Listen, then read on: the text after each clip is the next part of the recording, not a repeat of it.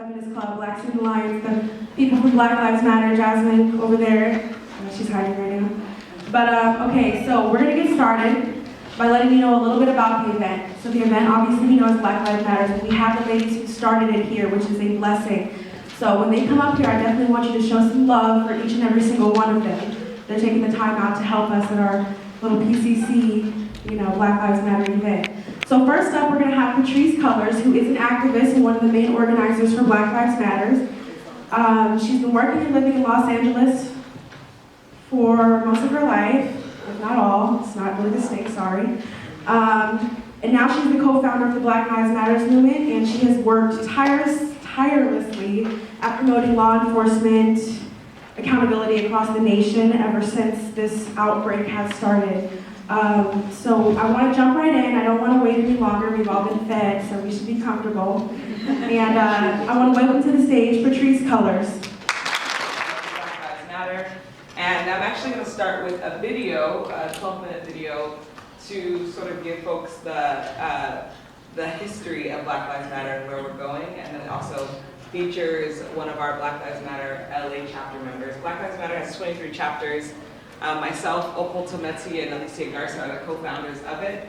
LA has one of the original chapters, and it was founded after the acquittal of George Zimmerman, which was Trayvon Martin's murder. So this is about 12 minutes long, and then I'll speak for maybe like 5 minutes to give a little bit of context, and then I think the program is mostly folks speaking, and then we'll be able to talk about, I think the biggest things that we should talk about, other than just listening to us talk, is what's happening here in LA, what's happening here in Pasadena around state violence, and the ways in which law enforcement is almost never held accountable. And so our biggest thing is organizing is key. Visibilizing the people who've been most directly impacted by state violence is key. We can tell our own stories. The acquittal of George Zimmerman happened last year in 2013. State of Florida versus George Zimmerman. Verdict: we, the jury, find George Zimmerman not guilty. So say we all, four-person. Myself and Alicia Garza were over Facebook. We were like just trying to process out loud on social media with other Black people around what the hell just happened. And so we were going back and forth, and she writes like a love letter to Black folks like, hey, listen, like, I love y'all. And I'm going to always be shocked when they clearly hate us. I'm gonna never numb myself, because a lot of Black folks were like, this is what was gonna happen, what did we expect? And so I wrote her and I was like, thank you so much. And then she wrote Black Lives Matter, and then I hashtagged it. Literally within the day, I don't even remember how it became like huge, but people started hashtagging it, like Black Lives Matter, Black Lives Matter. And then by Monday, I was getting on the radio to talk about this movement called Black Lives Matter. And I was like, y'all, Alicia and I are creating this project called Black Lives Matter. We're hoping that more Black people than we could ever imagine will join. And then I think by that week, Opal Tometi, the third founder, she's a communications person, and she was like, y'all gotta build an infrastructure for this. And so she built the Twitter and the Facebook and the Tumblr. And for us, Black Lives Matter from jump was never just about the killings of young Black boys. That is the most egregious act, right? The way that lynching was the most egregious act of the Jim Crow South. But rather, Black Lives Matter is a call to action for all Black lives. My conversation is always, if all lives matter, we would not need a hashtag Black Lives Matter. And if all lives matter, then you're gonna fight like hell for Black lives. So 3 women created Black Lives Matter hashtag/network movement, however you wanna name it. 2 of which are queer. Myself and Alicia Garza are out queer women. We felt like there wasn't a Black movement that was looking at the relevancy of women and also the importance we play in the movement. And there sure as hell wasn't a Black movement that was looking at Black trans people. And that it was both our obligation, our duty, and sort of our work to move the narrative forward to say all Black lives matter. We're generating a new politic around what we mean by all Black lives. And the other thing I think it's important that I think connects to all Black lives is we're also trying to build a new way of building leadership, I'm not the leader of the movement. Like, I'm one of many leaders. We have lots of folks in Black Lives Matter who are Afro-Latinos. We have folks at Black Lives Matter who are, we have a chapter in Ghana, right? And so Haiti just hashtagged it, I think a day ago, they had the sign, Ferguson to Haiti, Black Lives Matter. So the concept of blackness and anti-blackness resonates across the globe. And we're hoping to really push that because it could be easy to get bogged down in a very US framework. And I think that we actually need to broaden our scope. The biggest thing for me is building power in our communities. I think this is, in this moment, we have a prime opportunity to really build alliances with Latino communities in this country in particular. I think we have an opportunity to start building towards a broader program around when we're talking about Black lives, what do we actually mean by that? The fight for housing, the fight for food, the fight for access to education. How do we actually change the culture of this nation? How do we change the culture, the international scope of anti-blackness? And part of that is taking space, taking the streets. The reason why Ferguson was so powerful is because people didn't go back into their homes. They put a curfew on people. People didn't leave. They tear gas people. People didn't leave. They rubber bulleted them. They brought out the National Guard. They brought out every single piece of law enforcement from every part of St. Louis, and people stayed out in the streets. And then folks were like, oh, they're not leaving. That means they're not giving up. The marching and the protesting and the taking of the streets is critical when we're trying to engage changing the culture of a people that will eventually change policy. You yourself, you perform under the name Relate, right? And tell us a little bit about your role as an artist in contributing to this movement. My artistry is being seen more kind of behind the scenes. You know what I'm saying? Where like, you know, I'll do like some graphic design work. You know what I'm saying? I'll make like a cool mixtape or whatever for the movement, like folks can listen to. You know, produce an event, like a turn up or something like that. You know what I'm saying? Like, so mine is more like in the ideas of the movement as we like build this framework for ourselves. And I just feel like it's necessary, man. It's almost like taking a temperature check of everything going on, right? So we're at the rallies and everybody's out getting blah, blah, blah, blah. But you see like, it's like crazy energy, right? Like folks are anxious, all this stuff, like, but they don't have any way to release it, right? So I'm like, yo, how do we get into a space where we can release that kind of energy without getting arrested right now? Let's throw a party real quick, you know what I'm saying? Let me call the DJ homies up, get a space, get some drinks, get some food, boom, turn up, you know what I'm saying? Like BLM turn up right now. Folks like, hell yeah, man, what's up? Let's do it, you know what I mean? Dancing to trap shit, dancing to all that, you know what I mean? Like the cultural piece, bro, and letting that be okay. So I feel like for me, like a lot of it has been in the idea phase, but also like I'm moving more into like the music of it all, you know what I'm saying? Like and the writings of it all right now. I think being able to do this work full time is gonna open up that space for me now a lot more than it did in the past. So this year I'm working on a project, you know what I'm saying? We got a track out right now called Black Lives Matter here. And you know, featuring a Nina Simone sample.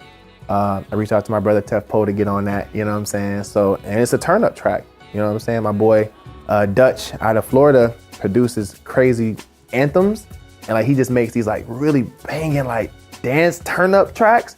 And Stadium status. You know what I mean? Stadium shit, and we're gonna put the message in there, you know what I'm saying, and make it do what it does. So. Definitely. And tell me about the origin of the name Relate. Ah, man, you the only person in my life that's ever asked me that question, man. It has to be on camera. I used to be under the name Miscellaneous, right? Like this miscellaneous MC that kind of had all these flows. But when you think about the name Miscellaneous, it's kind of obscure, like it's not defined or anything. So I was kind of, you know, folks my whole life have always been like, man, like I can relate to you and like your story or your spirit is so relatable. You know what I'm saying? Like, I feel like I can just open up to you, like something about you, like whatever. But I've always personally had like a desire for like a two-part name, like a Lupe Fiasco, you know, Jay-Z, or you know what I'm saying? Big Pun. Like, how do I get that? You know what I mean? And I was like, man, so when I heard Relate, like I saw it as like real keeping it 100%, which is to hold me accountable, right? And then the 8, when you flip it, is infinite, right? Relate to the people, but also relate to yourself. Fresh. First and foremost, you know what I mean? So yeah, that's the origin of that. Biggest influences, MCs. Ooh, all time, just period? Period. Yeesh. Give me 3. Right. Give you 3, Common, Jay, and Outkast. All right, that's definitely good choices. Look, if I had the world in my palm right now, I'd be Miles Davis. I ain't playing. See, notes is in my register. My register ain't vacant. And I study Christ, but I'm sick of being patient. And I'm sick like a sickle cell patient. Wait, peace to my little brother fighting it every day like a bullet burning in his body from the AK. What an idea, to have a world ideal where fuck treatment, my little brother gets a cure for his pain. Or a quarter of the money that these sucker niggas rain on a woman or a horse, house of damn chain. Till then we're on the move like 72 PA. Hey, I'm Jazz in the flesh. Came out my mama scatting, now I'm skating to the top with power in my breath. 5 years ago, I was living in the Kia Rio. 2 years ago, tiptoeing on the edge. But this year, let's be clear, we getting bread or your favorite rapper's dead. I'll drive them like a driver till they diving off the ledge and you'll find them where you find them. But the better replacement's here with the movement that'll move you in a better direction. Yeah, we're on the rise like dandelions be everywhere. See, we defy gravity's rules. The system tried to subdue our spirit, but fuel sees to fly further through the air. We're transgenerational portal hoppers. Wendy Morgan depicting the scriptures of Gnarls Barkley. My mom was a godly woman. She said we were more than conquerors in this life.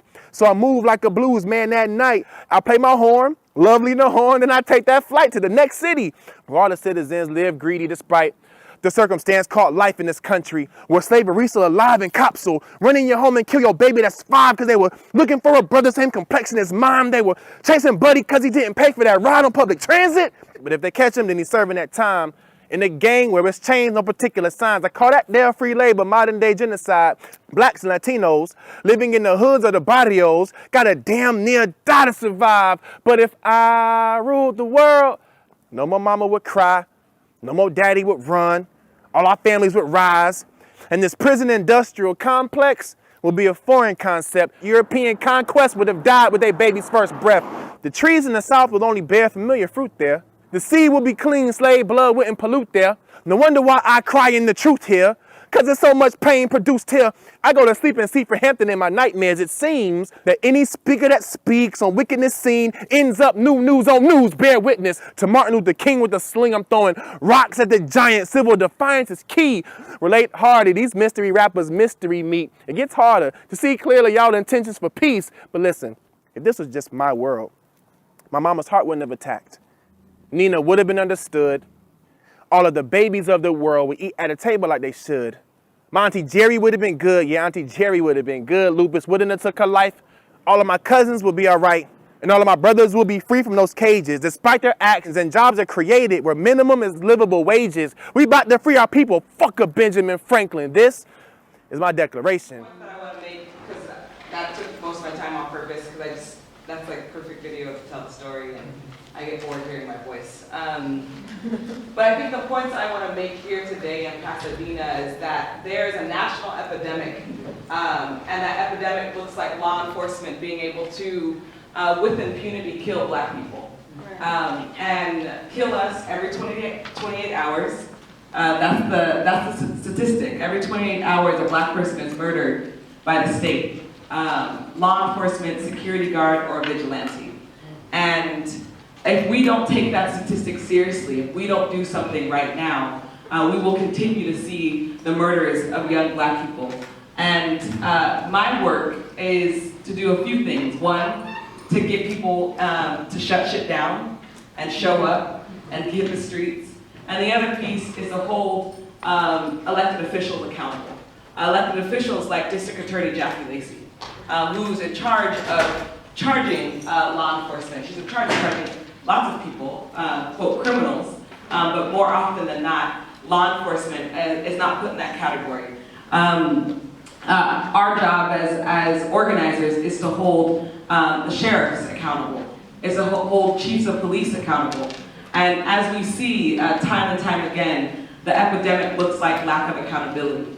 Today, the Department of Justice said that they will not be filing civil rights charges against George Zimmerman and the death of Trayvon Martin.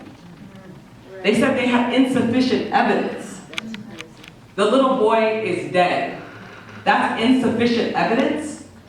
So we need to have a serious conversation with ourselves, and particularly this is Black folks, but it's also our allies, around the ways in which anti-Black racism seeps into our everyday conversations, seeps into our educational system, into our medical system, and most importantly in this moment in history, the way it interacts with young Black folks, old Black folks who are men, are women, and trans, queer folks.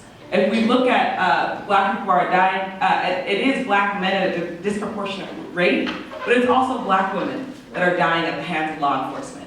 And we cannot forget that. So I think you're gonna hear a series of speakers today, including a mother here in Pasadena who's been directly impacted. And this conversation for y'all is not to sit here and listen to us and then go back and go to your classrooms. It's a conversation to get you to move to action, to figure out what you can do here in your own town. So I'm appreciative of being here, but I also come with a significant amount of rage. I come with a significant amount of sadness because our stories and our lives and our deaths are happening in real time. This is not history. This is not an MLK's day. This is not the Jim Crow South.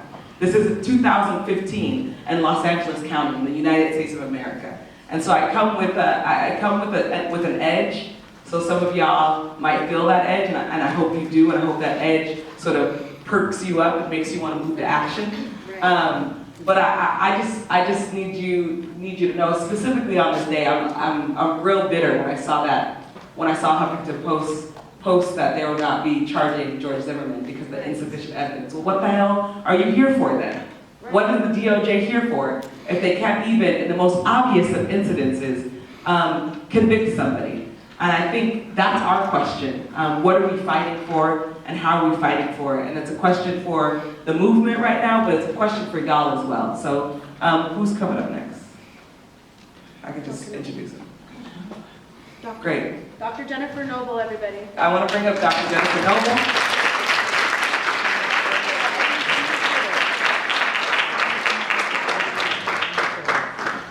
Hi guys, some of you guys know me, I teach here, I'm Dr. Noble. I'm going to stand over here, if that's okay, because I've got a couple minutes for myself. So I wanted to say first thanks. Thanks to Mimi Lee and the Feminist Club for inviting me, the students for social justice. Yeah, go ahead, clap for everything. Thanks to the DSA. I really want to put out a big thank you to the organizers and the speakers tonight of this Black Lives Matter. I guess maybe we should put the poster back up. Well, not my picture.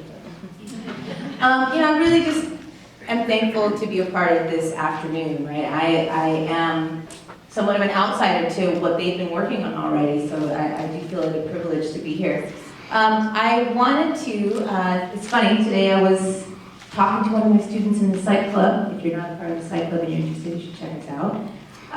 And she was mentioning to me that I'm sort of quote unquote known on campus for telling stories when I teach, and this is true. I feel, first of all, I love a good story, a powerful story, and I do feel that telling stories ties us to the material a little deeper than just going over vocab and theory, right? You get a personal connection to whatever I'm trying to address. So that means I am going to start off with a couple stories, okay? So imagine me in college, I'm 20 years old, okay? Imagine 20-year-old, this face, okay?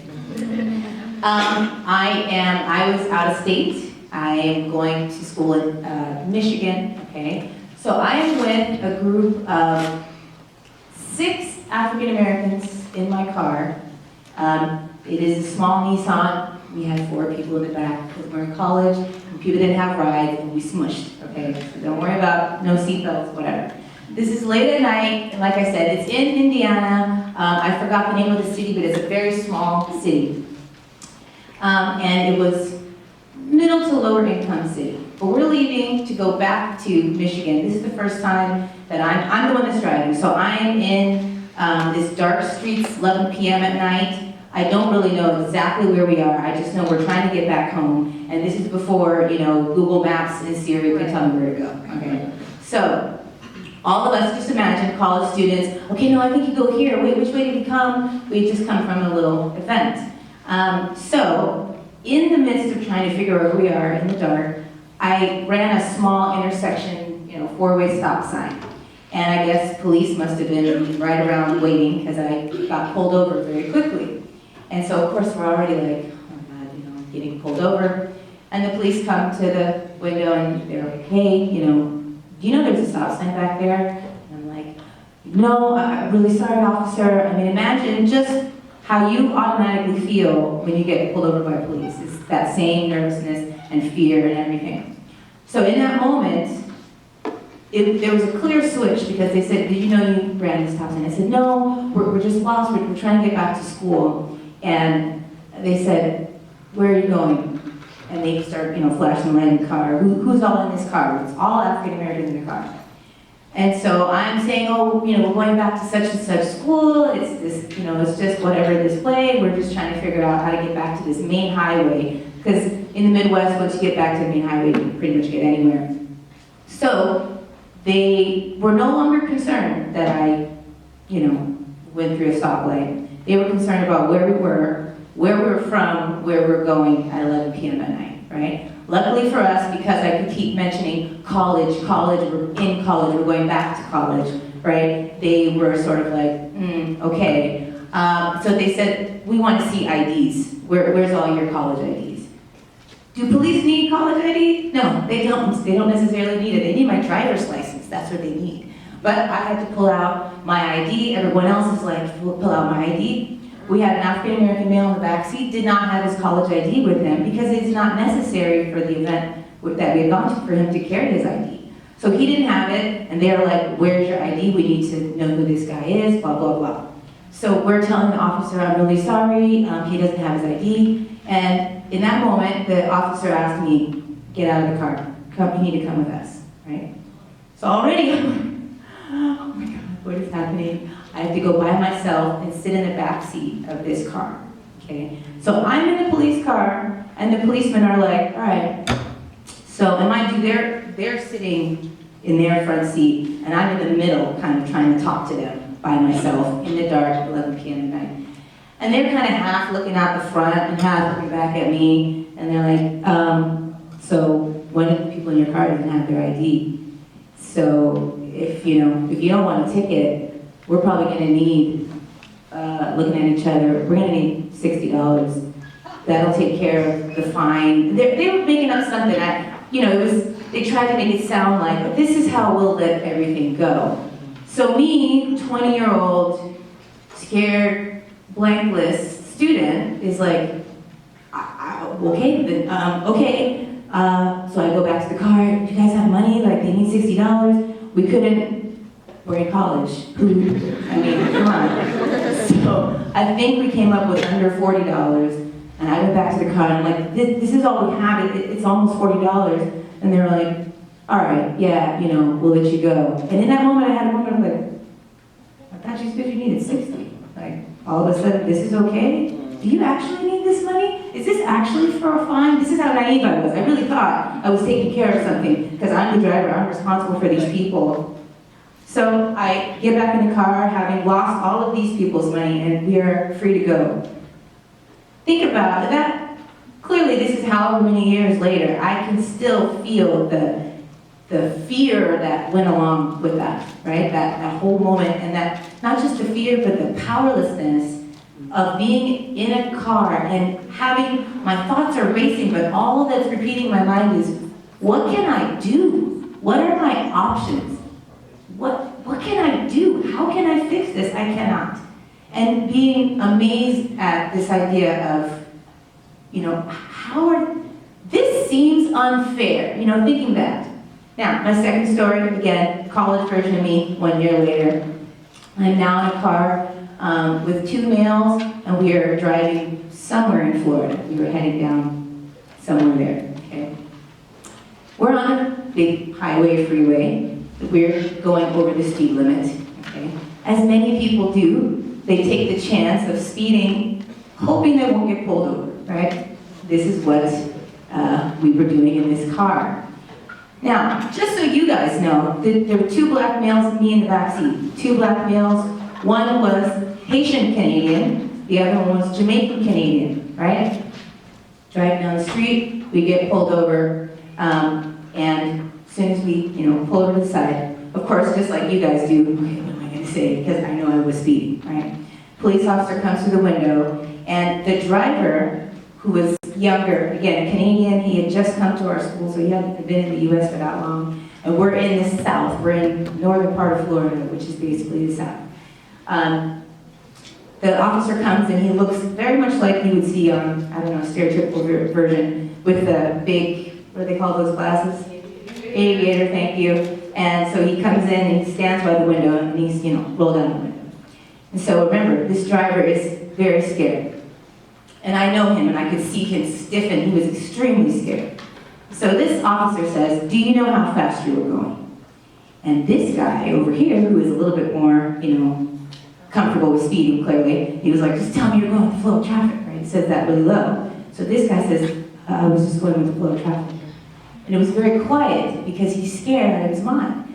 So this police officer didn't recognize fear and have sensitivity to it and say, now relax, I'm just here, I'm really concerned with your driving. He immediately went to yelling at the top of his voice, Austin, do you know how fast you... I know, I have to do the accent because that's what it sounded like. And all of us stiffened up. I'm in the back seat. I mean, you're laughing, but we were terrified. And so this guy who was already scared was already like, I was just going with the flow of traffic. And he said, get out of the car! Get out of the car now, and has it go back to where he was parked behind us. So again, front seat, me in the back seat, we have no control of the situation, nothing we can say, we just watch. And when he came back to the car, thankfully, right, he got in the car and we said, what happened? And he said when he asked me to get out of the car, he stood at his car and he said he just stared at me for 5 minutes. And he's like, I didn't know what to do, I didn't know what to say, so I just stared back. And they stood there just looking at each other. And I think this officer was thinking, what should I do? Maybe he finally decided, I can see scared little boy, let me just get on with the rest of my day. No ticket, no, just intimidation, right? Deep intimidation, and we were able to get back on the freeway, all of us. My heart was beating. This guy, he was driving, he's like, you drive, I don't want to drive now, right? I'm done, my leg is over, you can drive the rest of the way. So just think about those 2 small instances. They ended relatively positively, in the sense it could have gone, think about this, all that's going on right now, it could have been much more of a horrible outcome. But what I am forced to think about is the obvious abuse of power, the feeling of powerlessness on my part, the lack of control over my own situation, the moment of feeling, how is this person who's supposed to protect and, serve or uphold the law, behaving as though they are above the law? That was something that I struggled with, where sometimes like, why are they able to do that? Why are they choosing to do that? So this idea of confusion and fear is what kind of made me think about some of this. How easy it is to abuse and instill fear in other people, another person. How easy it is to not be seen. In those situations, I was not seen as human. I often felt as if we were just someone was looking right through us. And that sense of invisibility and not being recognized is kind of what I kind of wanted to bring to this today. So my view of myself on this panel was that I would just try to bring a psychological focus. If you don't know, I'm I'm a psychologist, that's what I teach on this campus. So I figured if nothing else, I would try to bring a psychological angle to this very sort of, it's a political movement, it's a social movement, but it's a very psychological movement as well, okay? So I kind of have 3 little points that I want to leave you with as far as like how to sort of recognize that Black Lives Matter, okay? So my first thing is to recognize the impact of racism. We have to be able to recognize that repeated acts of violence, of denial of access, denial of basic human rights have an impact, a psychological impact. So I wanted to share a couple facts with you guys. So think about when you get cut off on the freeway, or let's say you're rushing to class and someone, steals your parking spot right in front of you. I'm sure that's happened to you. You feel stress, right? Your blood pressure, your heart rate are impacted. That's normal. Stress increases heart rate, increases our blood pressure. Racism can do the exact same thing. It is experienced physically, okay, just as much as it's experienced psychologically. And this can now be happening on a routine, everyday basis. So stress, high levels of stress impact our blood pressure. Anger that can come from your parking spot being taken, you being cut off. Anger can impact your blood pressure, okay? Stress and anger from racism and constant chronic racism basically is wearing our body out, right? Think about this. What is the top factor that affects Black lives? Is heart disease. Heart disease is the #1 factor that is a health-related factor. And I mean, this is above homicide. Homicide is like #2 or 3 for males, and maybe a little bit, 2 or 3.5 for women or something, as far as like what are the things that cause death. Heart disease is #1 for both. And what you'll often hear is people will say, oh, well, Blacks have, high blood pressure and, lots of heart disease because of their diet and their exercise. If they would just take better care of themselves. Research has shown even when you control for diet and exercise and diabetes and whatever else you want to list that has a thing, when you control for all of that, it is still, that impact of racism is still seen. So this is something that cannot be ignored, right? That's something we have to recognize. This is a human being impacted by our treatment, right? So, life expectancy, 2010, 74.6 years for Blacks as a whole. This was much lower than the broadly grouped, they grouped Asians together, which a little bit incorrectly, put far too many Asian groups together, but this was the highest life expectancy at 86.5 years. Life expectancy at birth for Black women is about 78 years and about 71.8 years for Black men, so there's a big difference. PTSD, post-traumatic stress disorder, right? We've had a big shift in the DSM-5. Normally, we think about PTSD, people that have been in combat, for example, or something where they have personally experienced a trauma.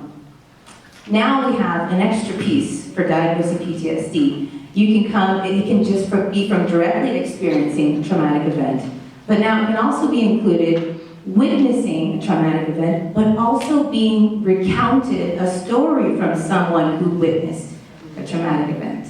Okay, so this has been broadened on purpose. This is very valuable because now we have a way of classifying and thinking about diagnosing the impact of racism for a broader group of people, okay? So this idea of subtle racism can now be contextualized this way. So think about it. This is what my thoughts went to thinking about like Mike Brown's situation.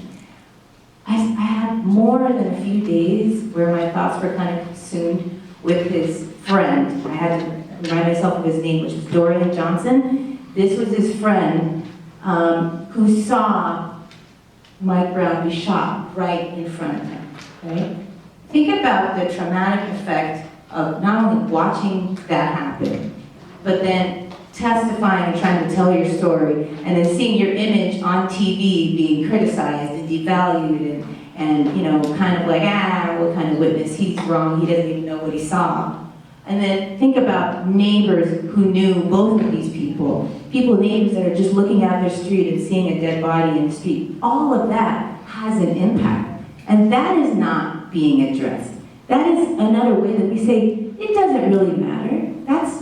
That's a way of ignoring a whole impact on a group of people, that death is serious. These are people's friends and family members. So this ripple effect, we now have, like I said, a way of looking at this through PTSD, but we have to recognize that stress from racism has a psychological impact. The other piece, recognizing humanity. I am sure on some level we'll hear some talk about this, and in some ways we already have, the idea of the only way that we would need to say Black Lives Matter is if at some point someone dehumanizes them enough to make us think they don't, right? And this is it's a very psychological phenomenon to create what we call an enemy image, okay? You can see it in any, Civil War situations, and this is outside of this country, it's also seen. The idea of two groups that have been in conflict with each other for years and years and years. One of the ways that this conflict can be increased and violence can increase is when we start to view the other as an enemy. And by creating this enemy image and a stereotyped view of this enemy image, at some point allows me to remove their morality, their moral value. So now they don't have moral value, they are just lawless, immoral, criminal, dangerous. You see where I'm going, right? They're violent, they're scary, they're evil, and therefore, they don't matter. So this has been deeply entrenched in our country between whites and blacks, between whites and lots of other groups, okay? But we're focusing on one group here. So this idea of moral exclusion, we have to be able to kind of turn this around, and it's not just a history of lynchings, etc., much like our founder was saying. It is current acts of sadistic violence. It's not, it's close range gunfire. It's beatings. It's things that are happening 2015. So how do we correct that? Is to recognize humanity and rehumanize this whole group, which is what I think this movement is attempting to do amongst other movements. So how do we rehumanize? You have to be able to identify and reignite this other group's dignity. What do you know dignity to mean? I just wanted to look it up because I liked the definition. This is viewing someone or having worth, honor, being worthy of honor and respect. If you remove someone's dignity, you don't have to respect them. You don't have to honor them in any way. So a way to rehumanize and actually say this person's life matters is to say they are worthy of respect. They are worthy of honor, right? You restore their dignity. And there are multiple ways to try to have this happen, right? I think social media is really able to help us do this. What I like to see is when another act of violence happens, you often see in the news one picture floating. Whoever searches for pictures finds what the most stereotypical picture of whoever was killed. They're like, or whatever. They're like pointing a fake gun, like, see, criminal, enemy, immoral, whatever. And then someone else, all they have to do is do the same search and find, oh look, here's a picture of them in their high school robe graduating on the stage. Oh, here's them in their church choir. And then we have to be like, oh wait, they're human. They have dignity. They did things that I do, and it throws off our ability to hold on to this enemy image. So the last thing was recognizing bigger picture. Okay. So outside of being trained as a clinical psychologist, I'm trained as a community psychologist. And the community psychologist's job is to try to remedy larger community problems rather than just the individual problem, right? So if I want to look at depression, I don't just look at depression in the person, I look at it community-wide, excuse me. So, when we think about change and affecting the community, you gotta think of two types of change. First order change, something called first order change, something called second order change. First order change just means You make a little change, but the overall structure essentially stayed the same. You didn't really do that much, okay? Because you kept the ultimate structure the same. Second order change, which is harder to do, means you are changing the structure in and of itself. So I'll give you a quick example. Think about feminism. The movement of feminism, when it first started, the thought was, okay, you know what? Men are saying they're better than women. So here comes women, they say, well, you know what? We're better than men, and we're going to show you we're better than men. And then you had this whole, we're better than you, and they're like, no, we're better than you. That's a first order change, because everybody is still thinking about superiority, inferiority, someone's better than the other person, right?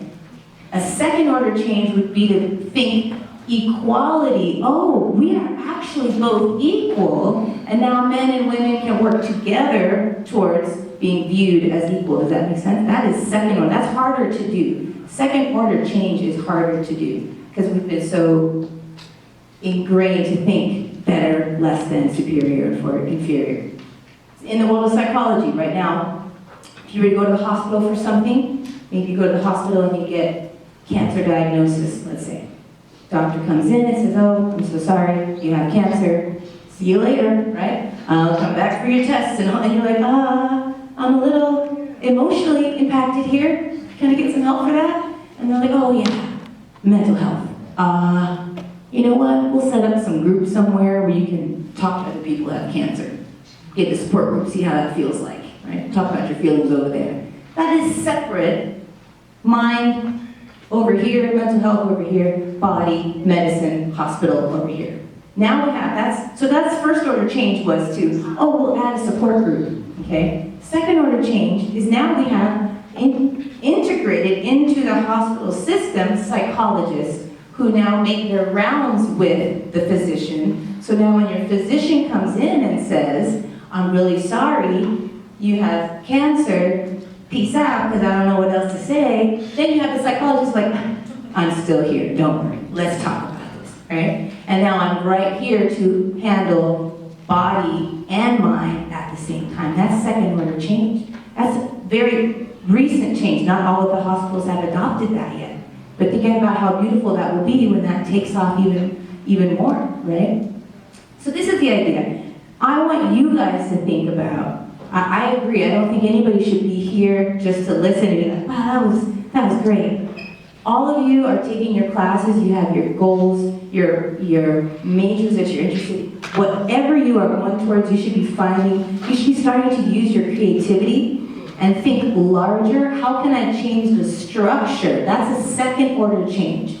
How can I change the structure to get to this idea of Black Lives Matter? How can I address it from this different angle, the harder to do angle? Not the easy thing like, all we need to do is, we just need more policing in the streets. That'll take care of it. That's a first order change because you're still continuing to think that these are people who cannot take care of themselves, they're immoral, they have a lot of crime, and they need more control, right? A larger second order creative change is something that usually people resist. That's why you guys are the guru to tell you this is going to be successful. That's how these movements get created. So I want you to think in that way. That way we can get to this idea of recognizing humanity. So that's just my charge for you, is to think second order change, how can we make Black Lives Matter in a more creative and different way where you're actually changing a structure and bringing back all, humanity, okay? So thanks for having me. Okay, so the next speaker that we have is Jasmine Richards. And just to give you a little intro on her, just in case any of you guys are definitely interested in being a part of Black Lives Matter Pasadena, this is the lady you want to talk to. She is very passionate about what she has to say, what they're doing, and about making real change. So before you leave today, after this event is over, I definitely want you to get in touch with her. Pasadena native activist, Jasmine Sanders.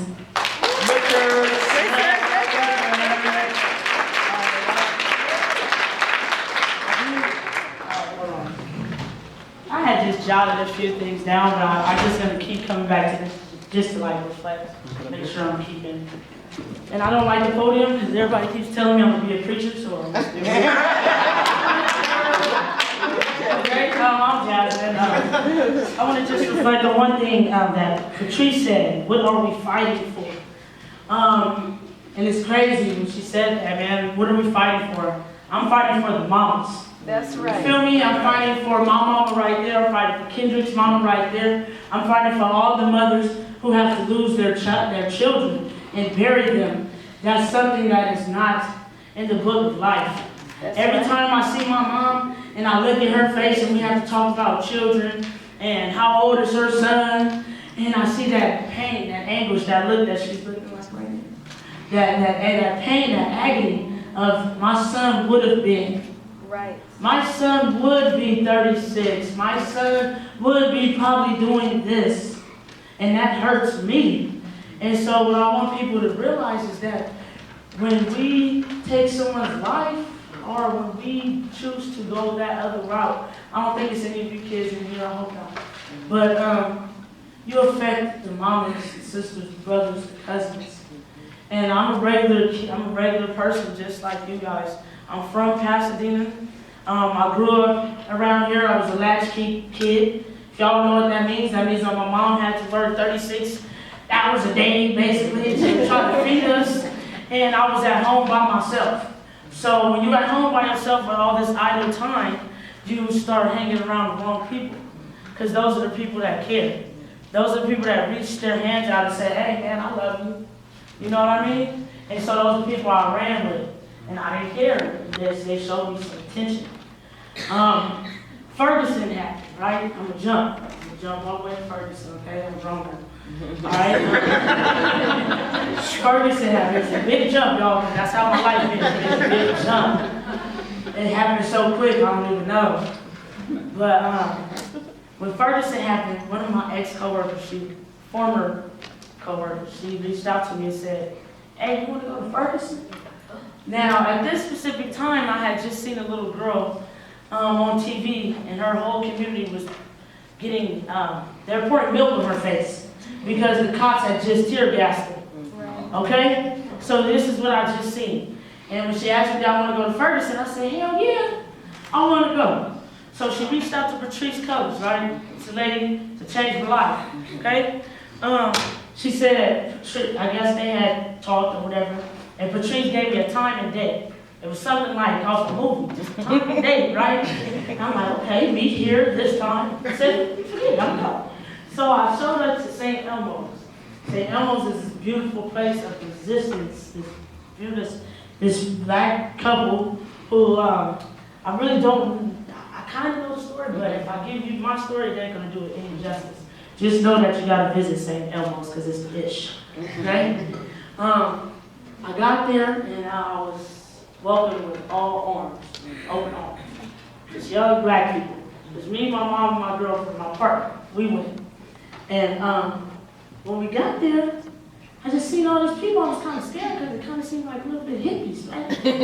So I'm like, I don't know what to do. I don't know if I belong here or not, right? So I'm like, okay. I'm gonna stay for the meeting. My mom said too. She's like, "You want to stay?" I'm like, "You want to stay, Mama?" Because I want to go. I'm gonna do this, right? So they gave us they told us what VLM was all about. Patrice is already on the front lines in first, right? So they gave us the date and time to meet up, and we went for free. Now they took a lot of us from California for free, y'all. F-R-E-E. F-R-E-E. Y'all didn't hear that, for free, okay? Now, this trip truly changed my life. It changed the way I see myself as a black woman. It changed the way I see my community. Now, we traveled 31,000 miles? Was it that? Not that long. Not 3,100? It's just like that many hours. Oh, 36 hours.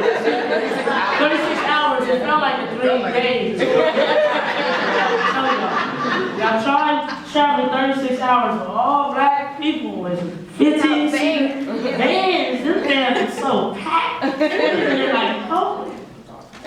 But yeah, it was packed, y'all. It was packed. Now we traveled, the first day we traveled in across Arizona.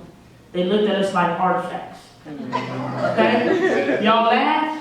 But just, I'm gonna say it again. It was all black, young black people, and they looked at us as if we were artifacts. I remember this couple, they were on a motorcycle, and the girl almost fell off the bike because she couldn't believe how many black people there were. So we got a little bit closer. Mind you, none of us was talking at first. So that brought us a little bit closer. We gotta stick together. Okay? So then we get to New Mexico. It was in New Mexico, it was pretty there. We got there 6 o'clock in the morning, so we wasn't able to see nobody. So we crossed out there, and then we went to Texas. Now, yeah, uh-oh. You know that one. Okay, we got there to Texas. Okay, I had to use the bathroom. I remember Mom Lena, I was running in. She's like, slow down. I get inside there. It was like a movie, okay? You had some older white people with cowboy hats on. Now the gas station was the coffee house, the restaurant, and everything all at once, okay? All right, so they sitting there at the diner, and then I run, I'm like, hold on, I'm back up. Like, same for me. So I went outside to pee. Now that's the first time I ever experienced racism. Because I actually went outside to pee. And the only one that went inside to pee, Mama Melina. And now that she went inside to pee, now that's when I started looking at her like, this lady got a lot of power. Right? Because she went inside to pee. I couldn't believe it. Okay? So we got to Kansas. What other state did we go to? The other state was cool until we got ready to leave. I'll give you Utah. Okay? Utah, we sat at Wendy's. We went to Wendy's, one group went to Wendy's, and one group went to Taco Bell.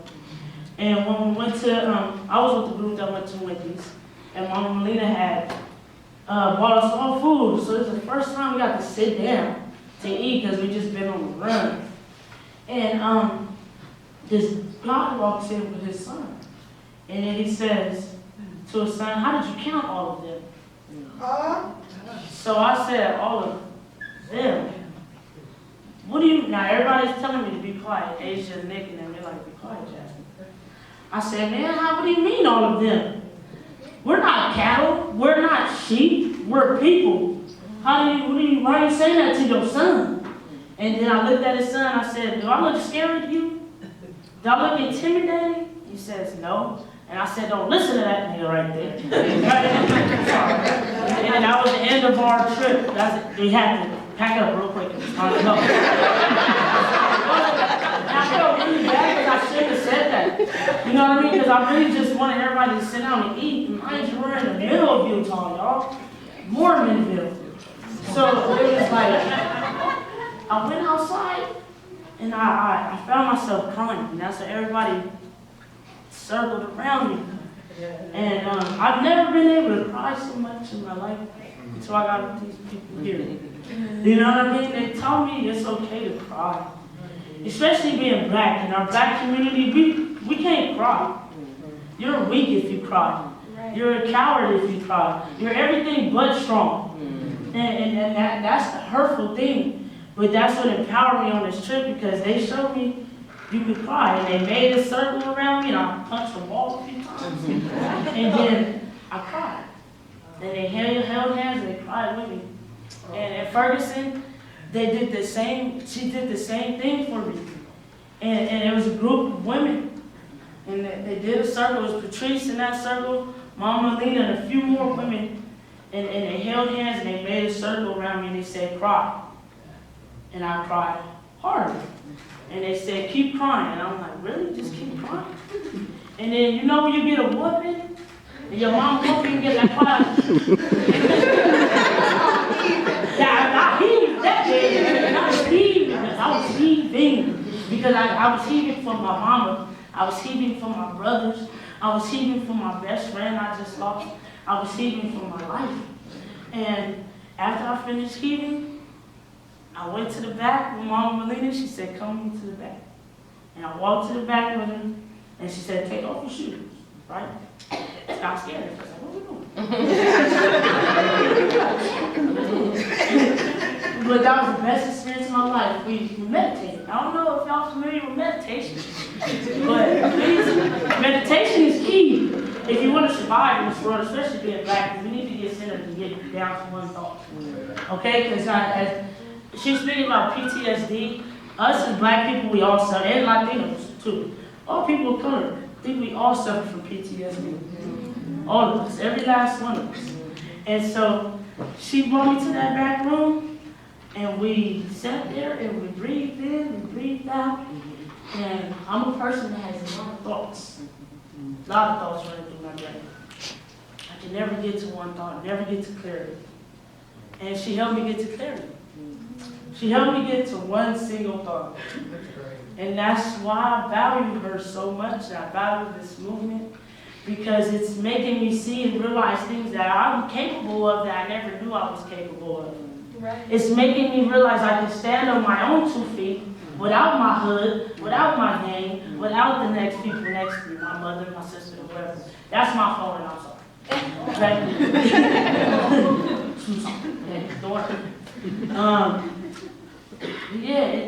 This movement is helping me, you know, and a lot of people keep asking me, what makes this movement different than any others? Right? That's the big question everybody asks us. And y'all want to know my answer for it? Yeah. Okay. My answer is, not even Martin Luther King could get Bloods and Crips walking in the streets, holding hands and united and screaming, hands up, don't shoot. You feel me? I'm from PDA. I used to be former, okay? Not anymore. So for any police in here that try to put me on game. I'm not, yeah, when you playing right, bro, I ain't that person. But I was in that second day when the verdict came out, when the decision to not indict Darren Wilson came out. I was on King, Martin Luther King Street, walking down. Okay, pants sagging, didn't care, you know? Now we got all these people putting their hands up, don't shoot, but these are not the people that really have to put their hands up so the police don't shoot. Right. So that angered me. Something in my body was like, man, don't get these people that gotta do this. They're all sitting on their stoops. So I walked out to them, and I'm like, man, I'm just like you. I got warrants. I'm sure I got warrants, bro. I'm smoking the blunt right now. And I gotta get real with y'all so the people that's supposed to hear this can. And I said, bro, just come out here with me, right? He said, okay. Now he was from Foley Crip, okay? Now that was a breakthrough right there. So I ran to the side and I started talking to the children. And then I asked this one kid, I said, how does the police make you feel when they pull you? How do the police make you feel? And the little boy said, they make me feel angry. Now he was 8 years old. I said, why do they make you feel angry? He said, because when they pull over my daddy, how they make him feel? And then I said, what they do when they pull over your daddy? They said they go in his pockets, they make him put his head down, and they don't care how he feels. Okay? And then I said, your life matters. He looked at me, and when I swear it was like an epiphany, like a light went off in that kid, it was like, my life matters. I said, your life matters. Your dad life matters. He said, my dad life matters? My life matters. My life matters. Right?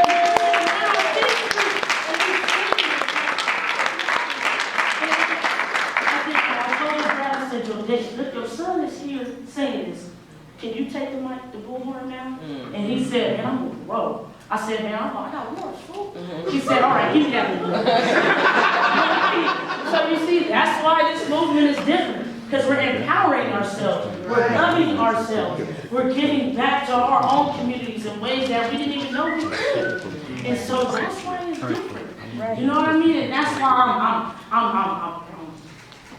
honored, and it is my duty, and it is my privilege to even be in front of these women. I'm telling you, y'all, and to be in front of you guys right now, I never thought that would happen. And I just want y'all to know that I'm honored, and that we have a lot of work to do in Pasadena.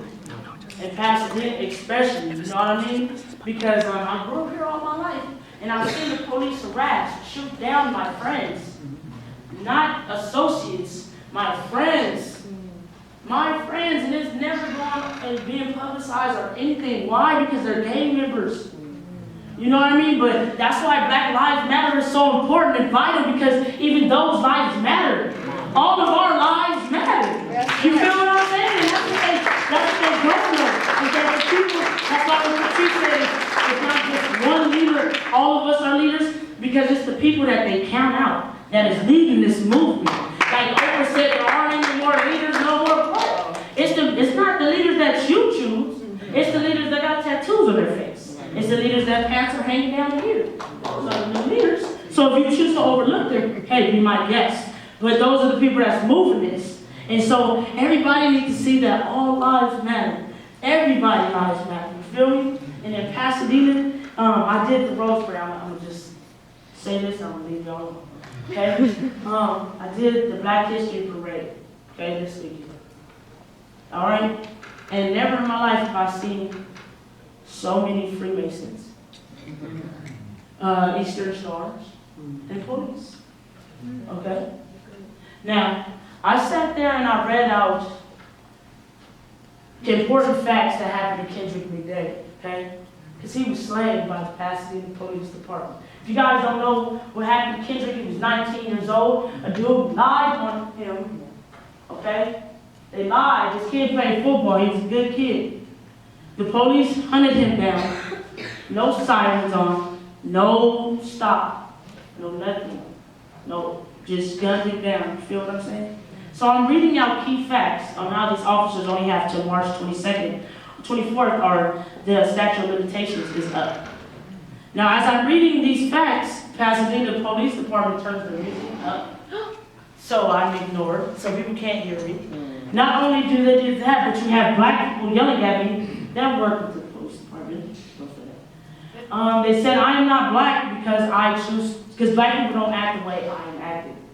And all I was doing was standing out there with my bullhorn and executing my freedom of speech. Really? So, what that told me right there is that this black woman was brainwashed. Right. That she was brainwashed to think that I was not acting black because I chose to speak out. Y'all feel what I'm saying? Because I chose to use my voice as a black woman, that I am not conducting myself as a black person. So that showed me that in my hometown, I have a lot of work to do. And so us as young people, I'm asking you guys, can y'all help me work?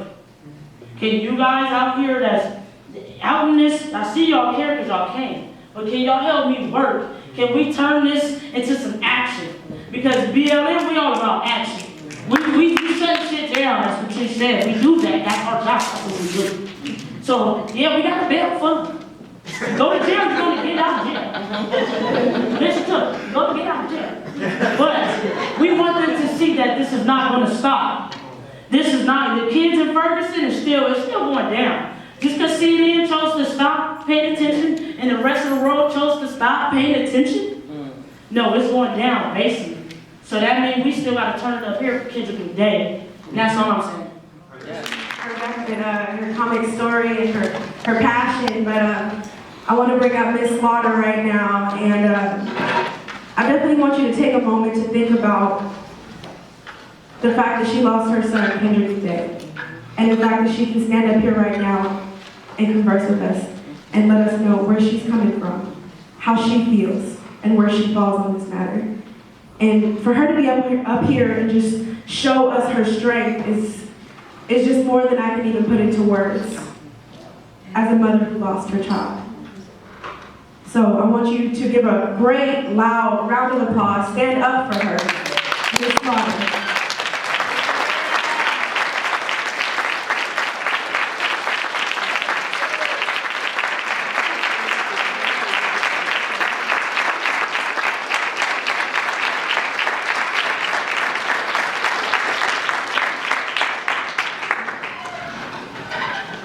Ladies and gentlemen, I am really nervous today. Take your time. We're here for you. We're family. Yeah. This is the first time that I've actually spoken out since I've lost my son. I've been dealing with a lot. And I have turned down numerous of occasions where I've been asked to speak. And Miss Jasmine and Miss Melina was put into my life for a reason, because they lifted that rock that was bearing my heart to keep from getting out. So, thank you.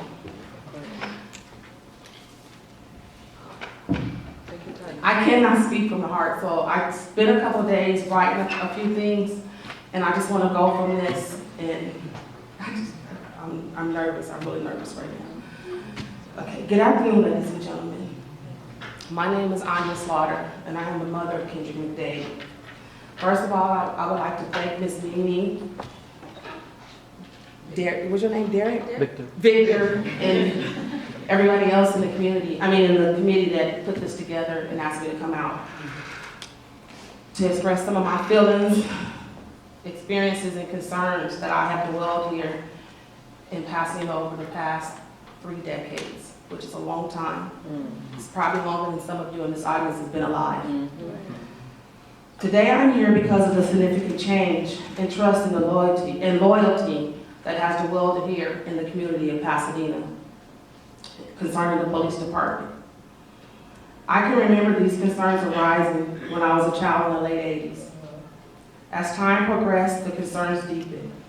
I can remember living on the northwest side of Pasadena as a teenager, then moving to the northeast side as a parent, to eventually just moving out of Pasadena because of the disloyalty and trust of the Pasadena Police Department. All sorts of disloyalty and trust was being performed here, right here in this city, the city of roses, where a lot of people from around the world come to enjoy, but not knowing that the people that live here deal with the tragedies, these tragedies every day. There were things such as false arrests, racial profiling, unjustified incarcerations, excessive use of force, discrimination, and harassment. I can also remember when Officer Ware, when I was a child, there was a guy named Officer Ware that worked for the Pasadena Police Department. At that time, he was a 16-year vet here, serving our community. He was fired because he wrote 2 books about the discrimination and the dishonesty and all the things that were going on in the Pasadena Police Department. One of the books was called Roses Have Thorns. The other one was called The Rose Garden. I have personally read the book called The Rose Garden. And in that book, Mr. Ware talks about how the department had a huge encounter of disloyalty, racism, favoritism within the community and the fellow officers of the Pasadena Police Department. Sadly to say that back then there were also officer-involved shootings, and individuals actually lost their lives. I personally knew a few of those individuals. I knew Howard Martin, who was shot on May the 2nd, 1993. Howard had no involvement whatsoever in the reason why the Pasadena police was responding to the altercation that took place that night. But he sadly lost his life. Then on April the 25th, 2004, Maurice Clark was another person that I knew who lost his life on Howard Avenue, just visiting a family member. I didn't personally know the guy Alonzo Cordelius, who lost his life on September the 2nd, 2007, nor did I know Leroy Barnes, who lost his life on February 19th, 2009. Needless to say that on March 24th, 2012, I lost my son, Kendrick McDade. He was brutally murdered here in Pasadena. That day I lost my love, my firstborn, my first everything. Kendrick was a bright, ongoing, adaptive, lovable, honest, respectful, and kind young man. Before he was deprived of his human rights and dignity, he was developing into a fine young adult with goals, hopes, and dreams, like everyone else in this room. I'm quite sure everyone else in this room has goals, hopes, and dreams. That's why you're here today, because you want to be something in life. You want to go somewhere in life. He had dreams of going to the NFL or becoming a lawyer. He was just about to start a part-time job as a landscaper the following week before he was murdered. He was also enrolled part-time in college. As a matter of fact, he was enrolled right here in Pasadena City College, right here. This is his last enrollment before he died. As I stand here today, deteriorating in pain, also saddened to say his life was cut short at the age of 19 on Sunset Avenue, less than 100 yards from where I conceived my son. My son lost his life on the same street he was conceived on.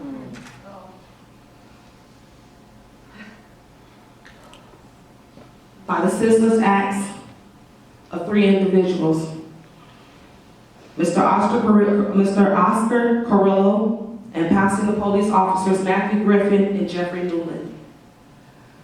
As sad and horrifying as it is to encounter, I know that all five of these murders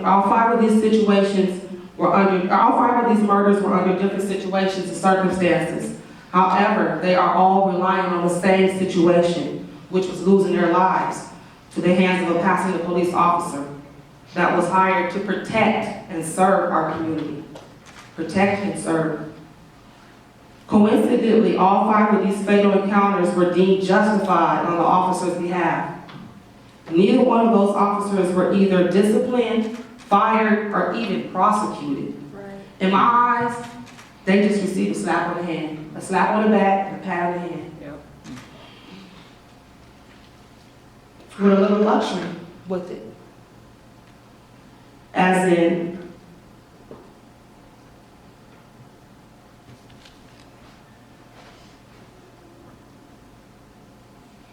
a suspension with pay, or a little desk duty for a few months.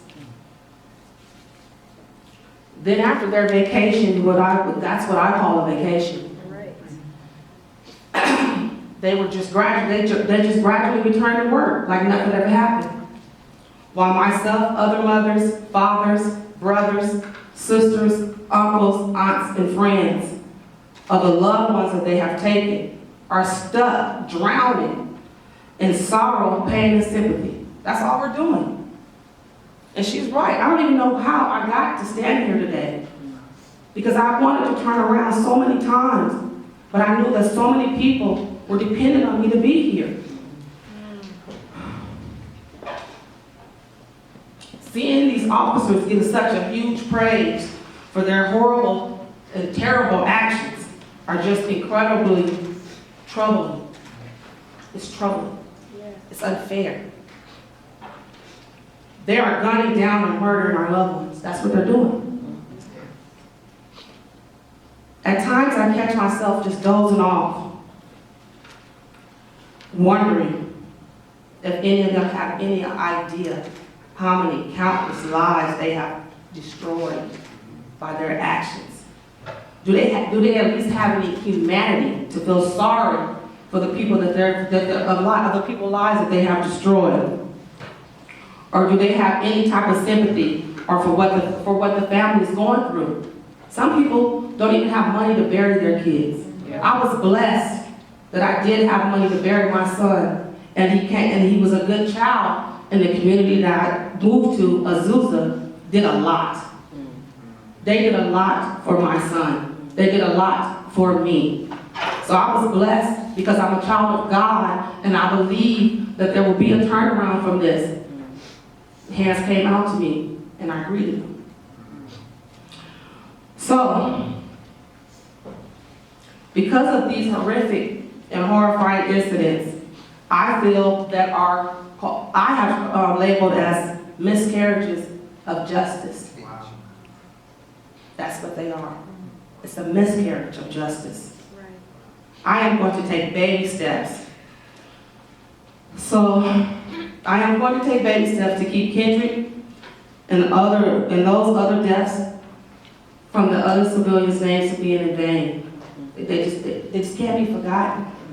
I will feel selfish, and I will seem selfish if I only fought for just mine, when I know it was other mothers that suffered the way I did. So I stand here today with a few goals of my own, hopes and dreams. One of my goals are to try my hardest to prevent this tragic, life-changing incident from happening to as many civilians as possible. That's a lot. I got work to do. I'm just getting started. It's been almost 3 years. I told Jasmine's mom I cried 29 months straight every day. I cried some days where I couldn't cry anymore. It wasn't tears, it was blood running down my face. It was days where I couldn't get up. I didn't want to get out of bed. I had just had a baby 7 days before this. Thank God again that I had nieces and nephews that helped me get through this struggle. Today, this day, I still have family members living with me because it's still hard for me to cope. It's still hard for me to get up some days and just breathe. It's still hard for me to get up some days and just thank God that I'm still here. He took my best flower. I don't know about your garden, but my garden is gone. My garden is ruined. So now all I have to do, now what I have to do is rebuild from here. Everything comes from the bottom, right? It comes from the ground, it grows up, right? So now I have to start all over again because my main flower is gone. So, one of my hopes is that the officers of the law will start using those badges that they were sworn to use with proper training and tactics to decrease law enforcement wrongdoings. That has to decrease, not increase, it has to decrease. Those numbers are steady climbing, as she said. May I quote what you said, Miss? Of course. I forgot. Patrice. Miss Patrice, what is it, 27? 28 hours. Yeah, 28 hours, that's a lot. That's a lot. That's a lot.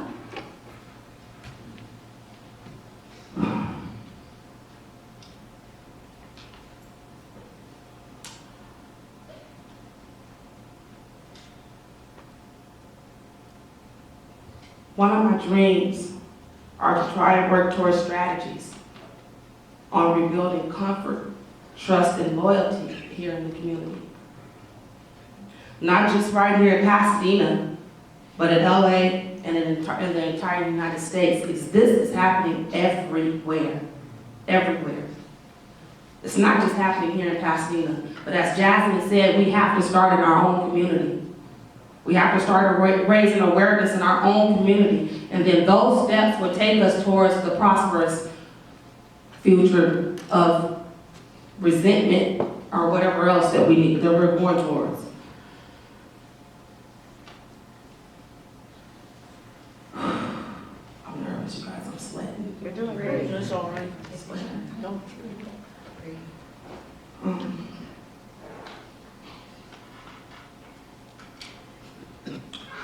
Some of us gathered here today really due to the concerns of our future being. Others due to grief, which is me. Others to sit and criticize, because we have it. We have it. Every time you're trying to do something good, every time, I know you've heard that saying, every time I take one step forward, somebody drags me two back. And that's true. Every time I take one step forward, I get drugged 2 steps back. So I'm not moving. And others just to sit and be nosy. Whatever your encounter is today is absolutely fine with me. Because it still doesn't change the fact that our civilians here are dealing with the fact that law enforcement is violating our civil rights as a human being. We have rights. As Ms. Jackson said, she just went to the parade, wanted to speak out her own feelings, and was denied. We have rights. Why can't we speak what we want, what we feel? Now that I have discussed a few of my experiences and concerns, I'm going to address a few issues that I would like to change in the community of Pasadena. Just a few of my concerns are that the Pasadena police will enforce dash and body cameras at all times. Because needless to say, had Officers Newland and Griffin had their equipment properly working as they were trained to, have in the situation that occurred with Kendrick, maybe because he would still be here. The reason why I say that, I feel deep down in my heart that he would still be here because I myself personally attended every deposition except for the medical examiner and the chiefs. And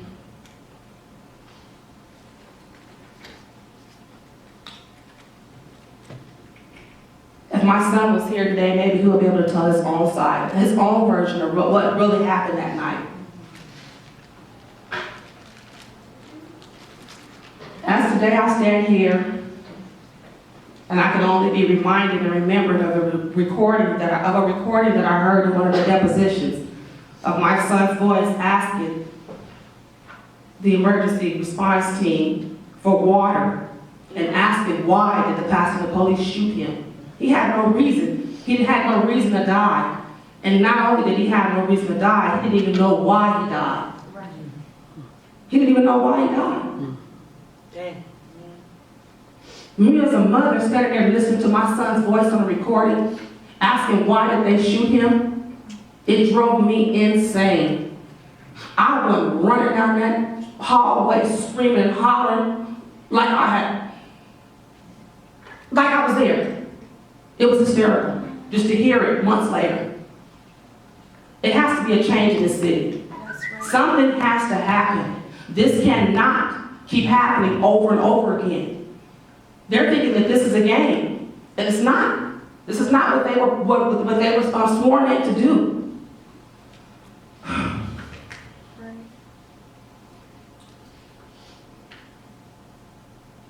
So,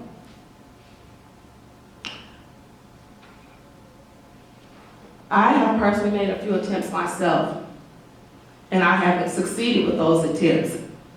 With meeting with Chief Sanchez, Commander Perez, and Deputy Qualls. One was at the Hands Up, Don't Shoot March in December. The other one was on January the 25th, when I just made an unexpected visit to the Pasadena Police Department. I was honored that the chief accepted my unexpected visit and treated me with great hospitality, but it does not change the fact of what's going on in the city. Ms. Jasmine was with me. In those attempts, we exchanged personal numbers and email information. I addressed the camera concern and a few other concerns that would be ideal steps towards a prosperous movement. So I'm hoping for a positive outcome. Yet to come, though, there are a lot of concerns. I can stand here for I don't know how long to talk. So what I did was I jotted down a few that were made that I felt that were high quality topics that they should start with. One was, first and foremost, after the cameras, letting an outside police auditor investigate all officers involved.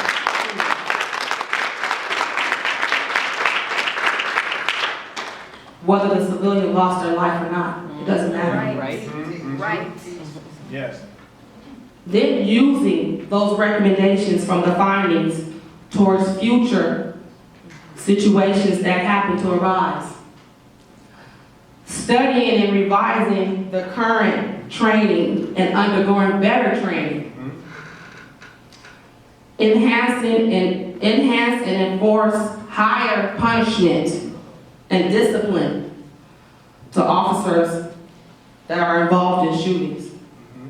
And using excessive force,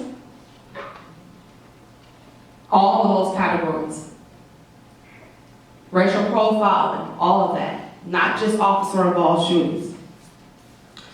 Then I think that they all should undergo immediate alcohol and drug testing and immediate prescription testing. The reason why I say prescription drug testing, because again, I attended the officer's deposition. Mr. Matthew Griffin, me sitting there with him 8 hours, I could tell that he had a back problem because he kept twitching. So how do I know that night that my son was shot, that his back was bothering him? That's the reason why he didn't want to get out that car, and he shot through that window. And then I found out that after they murdered my son, that they got their luxury treatment, as I said before earlier. They was put up in a motel room for 3 days to get their story together, and then they came back and gave their statement. What's going on here in the Pasadena Police Department? Go get that book. Mr. Ware talks about it. I got a link through, I have it with me, Amazon. And it'll show you, get that book. I'm eager to get The Roses Have Thorns, because I've read the other one.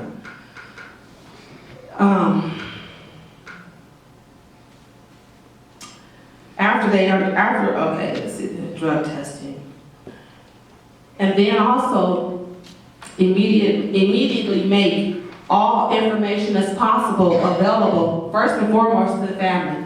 Right. Because I was not notified about my son's death. My son passed at almost midnight. I got up the next morning, which was Sunday, and read about it in the paper. Come on. See? When I read about it in the paper, it did not have my son's name, nor was the age right. The age was different. So I didn't think anything of it till 3 hours later when his dad called me. Because again, we had already moved out of Pasadena. So his dad called me and told me, and I just went berserk.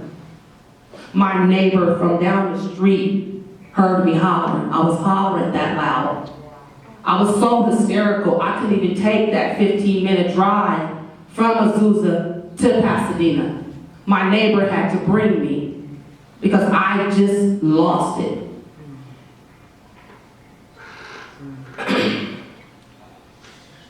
So I think that we should be notified first.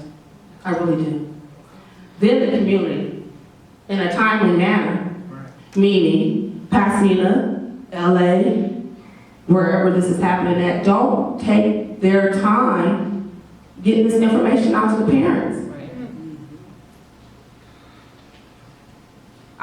They should enforce different tactics when they're dispatched to a gun call. Meaning that if the officers are dispatched to a gun, if he or she is dispatched to a gun call and they feel that their life is in danger, immediately call for backup or use the proper equipment that was appointed to them to use in those kind of situations. Again, needless to say, I attended all the depositions, and the officers had numerous ways that they could have detained Kendrick. First of all, they could have told him to stop. Right. He didn't even know that. If he was here today again, he would be able to tell his own version of what happened. But me being a mother and knowing my child, he had an 11 o'clock curfew. And I know some of you probably wondering, like, why did he have an 11 o'clock curfew at 19? This is why. I tried everything I could to prevent my son from being dead, and it still happened. This is why he had that curfew when he came out here to Pasadena. When I dropped him off out here to visit his father's side of the family, he knew. I don't care what you was out here doing or where you was going, you needed to be in the house by 11 o'clock. Your party was over in Pasadena. Because again, I grew up through this. It's been happening 3 decades. I've been here, and it's been going on. So I did everything I could to protect my son from it. He was not the type of person that the Pasadena police profiled him to be. Kendrick had never been arrested. He had never, ever had any kind of contact with the police. Negatively, no. Kendrick never was a thief. They labeled him as a thief. I never had to go to Walmart or Kmart or something to pick up my son from stealing. I could leave my purse laying around and my son didn't take a dime out of my purse. It happens at home. It starts at home. A parent knows when their child is wrong or when they're doing wrong. So it's their responsibility as a parent to address that issue. didn't have to address that issue because my son wasn't like that. So, last but least,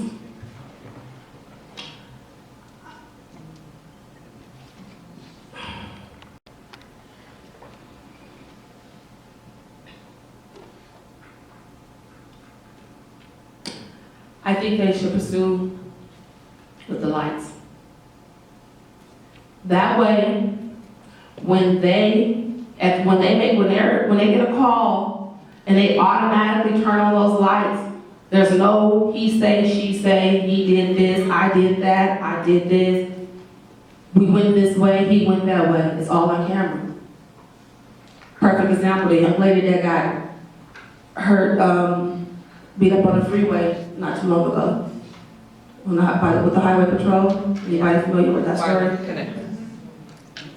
The video. The video. The video is what saved her. Right. They couldn't lie.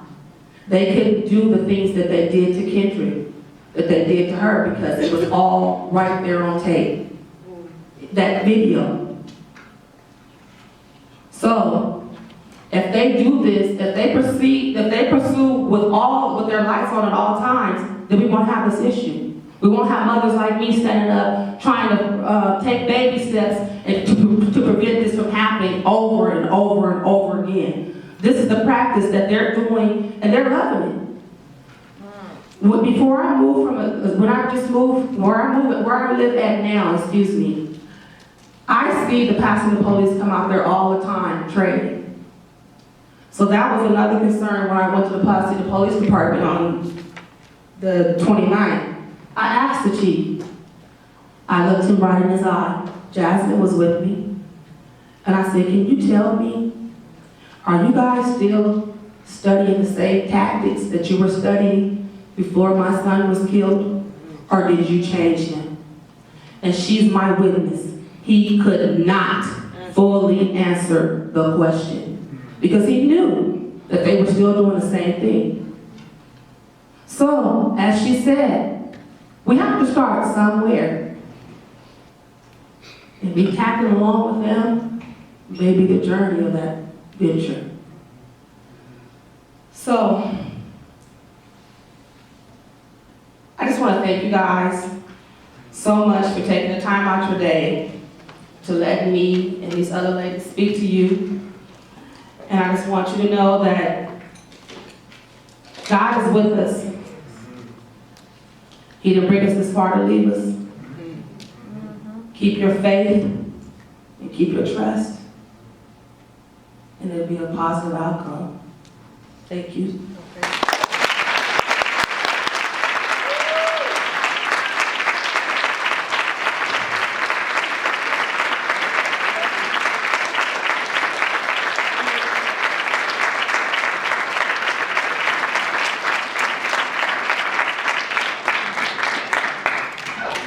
All right, without further ado, I'm going to introduce Dr. Abdullah. Now, I've already been told numerous times that this lady can definitely speak for herself, and that we would be a fool if we did not have her here today. So, without any further delay, Ms. Melina Abdullah.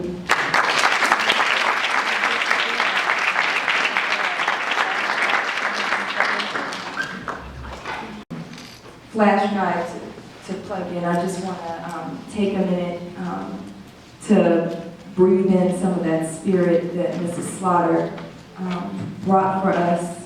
And why don't we call the names? Why don't we just take a minute? One of the things that you do for me, and that the mothers, it's very African, right? That the African mothers who lost their children have done for me is transform your pain into power for all of us. And by calling, it's also African tradition that by calling the names of those who left us, we remember them and we raise their spirits.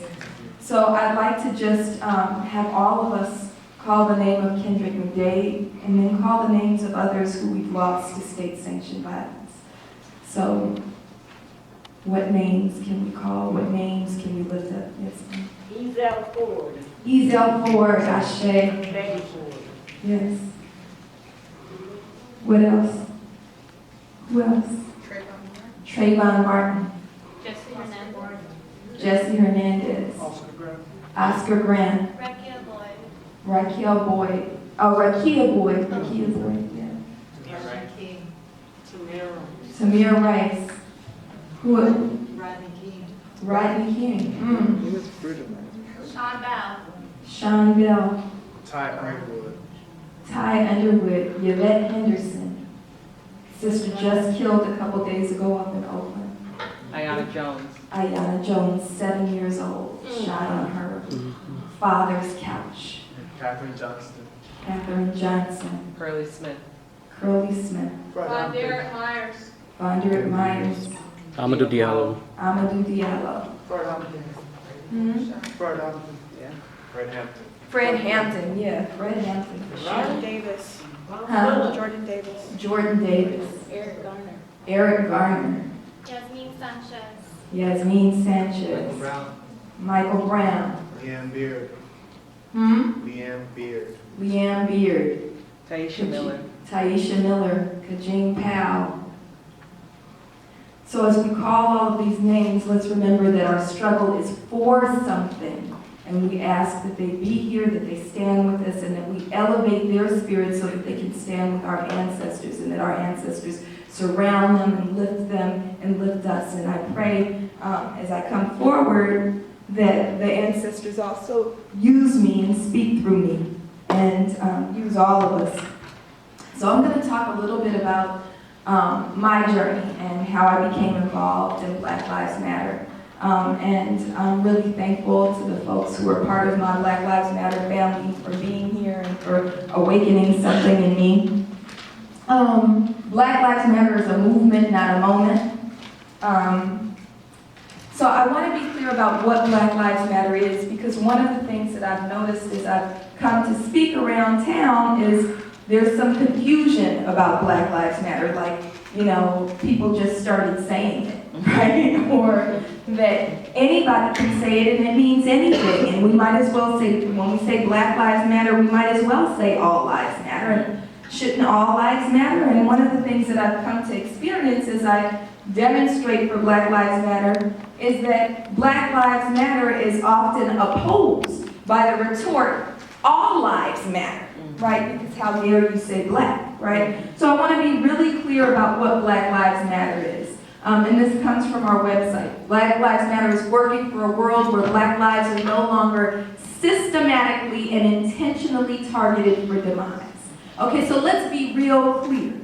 The reason that black folks are killed every 28 hours by law enforcement, and according to the Wall Street Journal, that's actually an underreported number by as much as 45%, right? So we know that black people are killed on average of at least once a day by law enforcement, security, or vigilantes, right? The reason that we are killed is not because it's some accident. We are systematically and intentionally targeted, right? Systematically and intentionally targeted. Mrs. Slaughter talked about how her son was hunted. He was hunted, right? When we think about what happened to Trayvon Martin and his killer just got off, he was hunted down by this grown white man, right? Hunted down and killed, right? We are hunted. We are hunted systematically. That means systems are built in order to do that, and intentionally. They see targets on our back, right? We affirm our contributions to the society, our humanity, and our resilience in the face of deadly oppression. I want us to understand that sentence because sometimes there's the misunderstanding that when we say Black Lives Matter, we're begging white people to see us. I'm not begging you to see us, right? Black Lives Matter, and Patrice, I came in late, so I'm sure you talked about the love letter already, yes. And so Black Lives Matter was about us, right? So when these words came out, that was for us to understand that our lives matter. It's what Sister Jasmine, who I'm thankful to have as my spirit daughter, and so thank you for sharing her with me, was saying that when she said to that little boy, your life matters, right? It's for us to know who we are. It's for us to reject all of those things they try to heap upon us. It's for us to step into power. That's what Black Lives Matter is about. It's not some plea for white people to wake up. It's some understanding about who we are for ourselves, right? We've put our sweat equity and love for Black people into creating a political project, taking the hashtag off of social media and into the streets. So Patrice always talks about how she loves social media. Social media is a great tool. It's a wonderful tool. It's why some of y'all are even here, right? Right. So it's a wonderful tool, but it itself is not the movement, right? It's a tool of the movement. And so we know that things only change when we get off of our computers and our cell phones and whatever else, other devices we have, and actually move into the streets, right? The call for Black Lives to Matter is a rallying cry for all Black lives striving for liberation. And so that's who we are as Black Lives Matter. And I just want to talk a little bit about our founding, and we have one of our founders here. I'm tweeting, sorry. Yeah, so I'm going to talk about it actually kind of in the context of how I came in. And many of us will remember, what was that, June? It was June, right? July of 2013? July of 2013 when the Zimmerman verdict came in, right? And one, I don't think most of us thought that it was going to come out that day. I remember it. I was waiting and waiting and waiting, right, for the glued to the TV, waiting for it to come out, and it got late. And my car was too small for my family because I got some kids, right? And so we went to CarMax, and we were looking for a used car because we thought the verdict wasn't coming out that day, right? And so we're sitting there, we're looking for a used car, and then my brother calls me, and he goes, "Where are you at?" And I told him where I was. And he said, "All right, you need to take a break. You're not going to like it." And I said, "What?" And he said, "The Zimmerman verdict came out." And he said that he got off. So we couldn't buy no car. We packed up all the kids, got in the car, went back to the house. And like most mothers, the first thought is about your own children, but you still got to do what you got to do. So I fed my kids, right? Gave them baths, put them to bed, and then called all the other moms that I knew. And we met at my house and we formed what we call the Mama Brigade. And I live in LA, I don't live in Pasadena. We went where everybody goes in LA when they get mad. Lamert Park, right? So everybody rushes to Lamert Park, and we're there, and I'm seeing all kinds of folks. I'm seeing some of my students and my neighbors, and everybody's there, and we're mad, and we're yelling, and the only thing we could think of is don't go south, because we don't really want to get trapped in South LA. Let's go north and disrupt them, right? And so we marched all night long. We were probably done about 3 or 4 in the morning. And I think that's the night we marched up to Hollywood and Highland, which I lost like 6 pounds.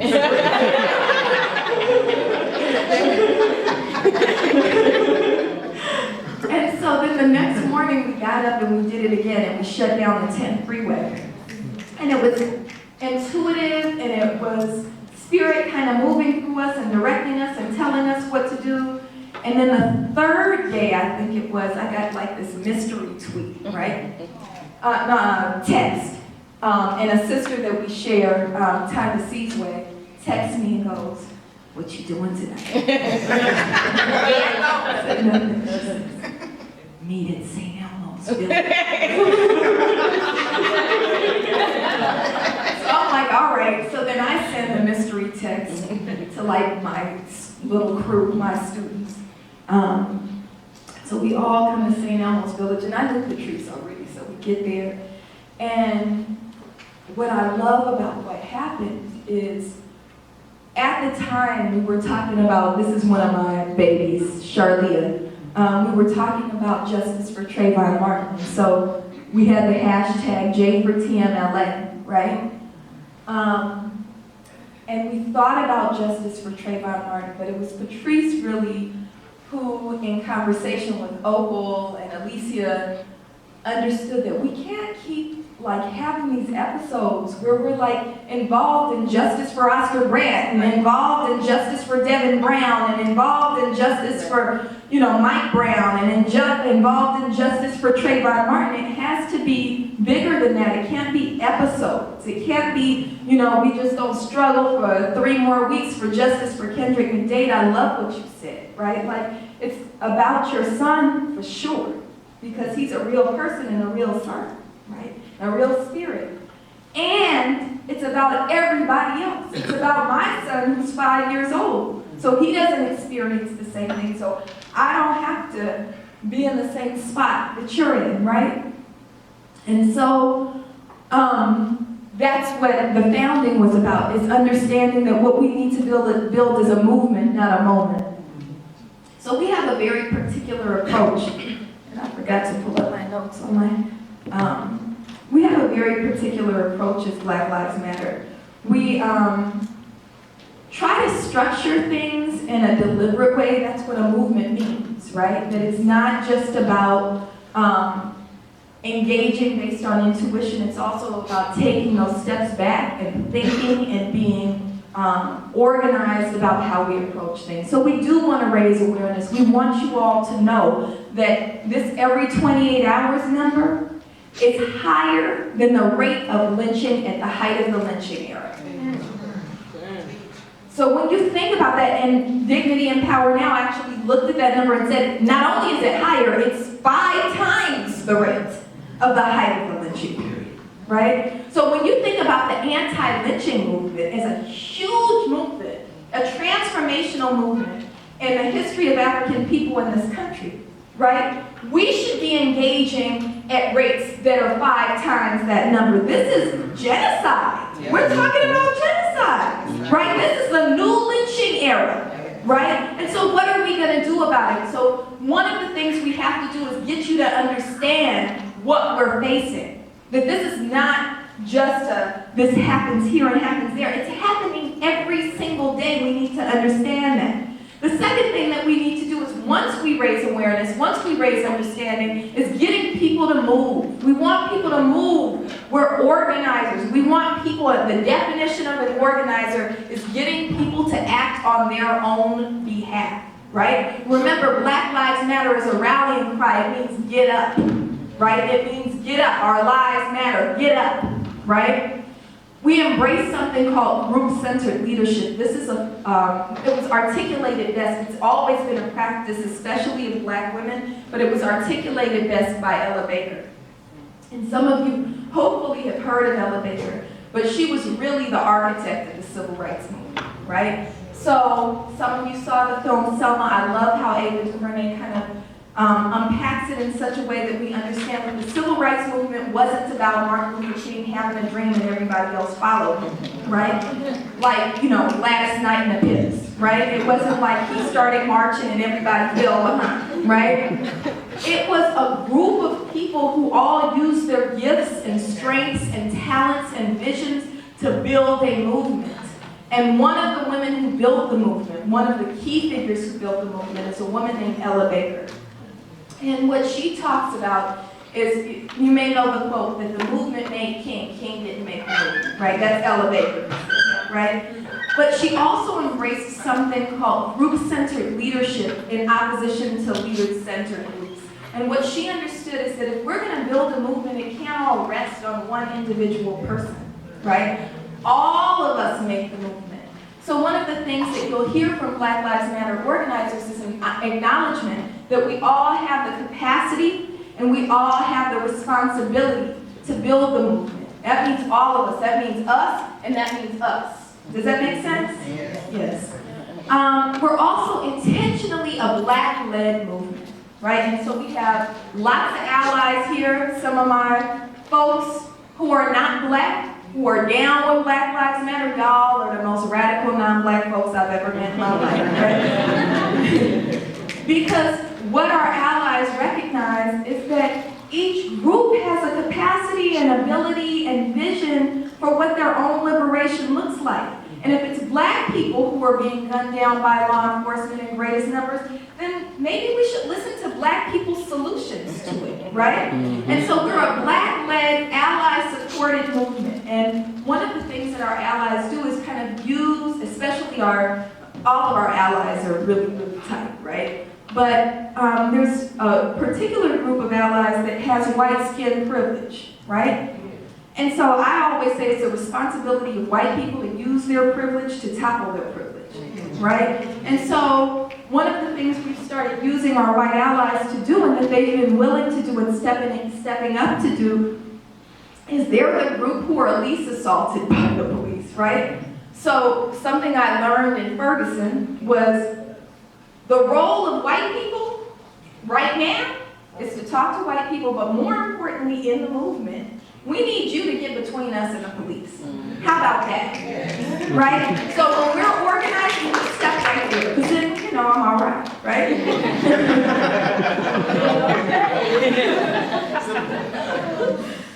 So I'm going to use a little bit different language, but Patrice and Jasmine already said it. They laugh at me because I say, let's communicate in a way that resonates with our grandmothers, right? I'm interested in building a mass movement, right? Like, that's my interest. My grandma curses, so.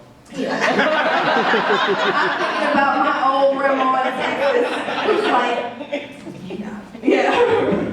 But we want to disrupt the system, and the reason we're disrupting the system isn't just because we don't have anything better to do. Listen, I'm a single mother of 3 children. I got a full-time job, right? I got a whole lot to do, right? So we ain't shutting down freeways and camping out in front of LAPD headquarters because we don't have nothing to do, right?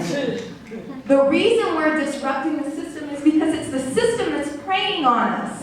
And it's the system that benefits from that systemic, intentional attack on black people, right? And so as long as every mama, every black mama has to give her sons and daughters the speech, right? You know the speech, the one that you gave to your son, the one that when my mother gave my brother, and the one that I'll have to give my 5-year-old son soon, right? About how to make it home, right?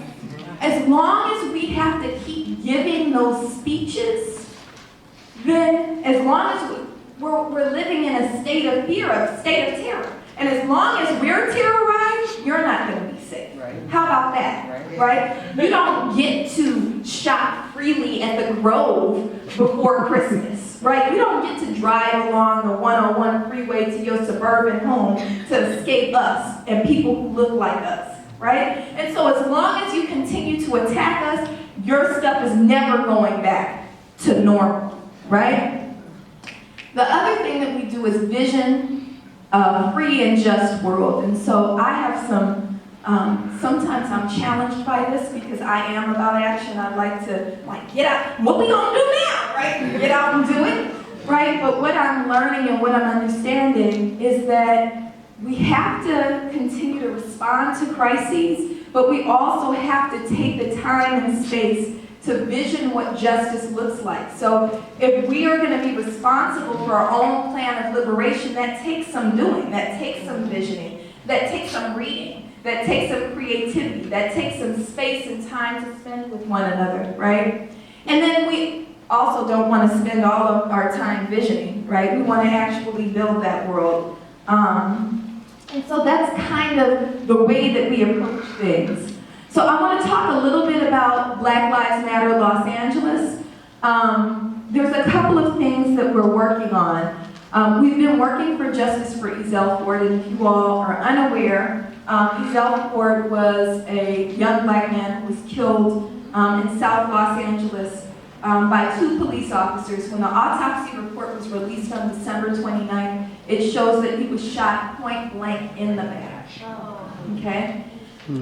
We need to understand the context of that, right? The Youth Justice Coalition released a study that shows in the last 8 years, 608 people were killed by law enforcement in LA County alone.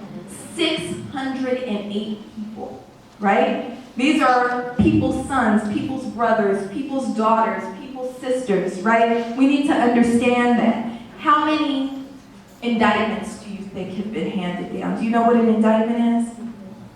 What's an indictment? Does everybody know what an indictment is? Because I think there's been a job of miseducating us, right? An indictment means an arrest. It means a charge is filed, right? An arrest and charge, not even necessarily an arrest, but charge is filed, right? That's what an indictment is, right? So when they say like certain people got off, what's his name, and Paleone or whatever in New York who got off for killing Eric Garner, he didn't simply get off, he was never on, right? He was never charged. We watched him get murdered on video, right? And he was never charged. We watched Garner get killed and he was never charged. So 608 people in LA County over the last 8 years, 0 indictments, right? And so we need to think about that. We also need to think about what Mrs. Slaughter was talking about, that most of the time, these officers stay on duty. So there were 2 officers who killed Ezel Ford, Villegas and Wampler. They are still on active duty with LAPD, right? Desk duty, but on duty nonetheless. Getting paid, collecting a paycheck that comes out of your pocket, right? So we have 2 demands in the Ezel Ford case, the firing of Villegas and Wampler and the filing of murder charges against them. We need to understand who has responsibility for this. The police will often tell us that they don't have the capacity to fire people. We know that the literal language of firing is prohibited. However, if Wampler and Villegas had killed the children of some rich white person, right? Do you think they'd still be working and collecting a paycheck? Right? So we know that the chief of police has the capacity to remove. We also know that the police commission has the capacity to act more swiftly, right? We know that the DA, we had a meeting with DA Lacey and we asked for justice for both Ezel Ford and Kendrick McDade, as well as Omar Grego, right? The DA admitted in that meeting that there is a backroom deal where she will not prosecute police officers who kill people unless the police say it's okay. I'm serious. So basically, even though she has the power to immediately arrest anyone, police or not, right? And file charges against anyone, police or not, even though she has the power to do that, right? At any point, so as soon as Villegas and Wampler killed Ford, right, they could have been charged immediately, right? As soon as she could have waited till it said, well, let me wait for the evidence. When the autopsy report comes out, then I'll do it. She could have done it on December 9th. But they have a backroom deal.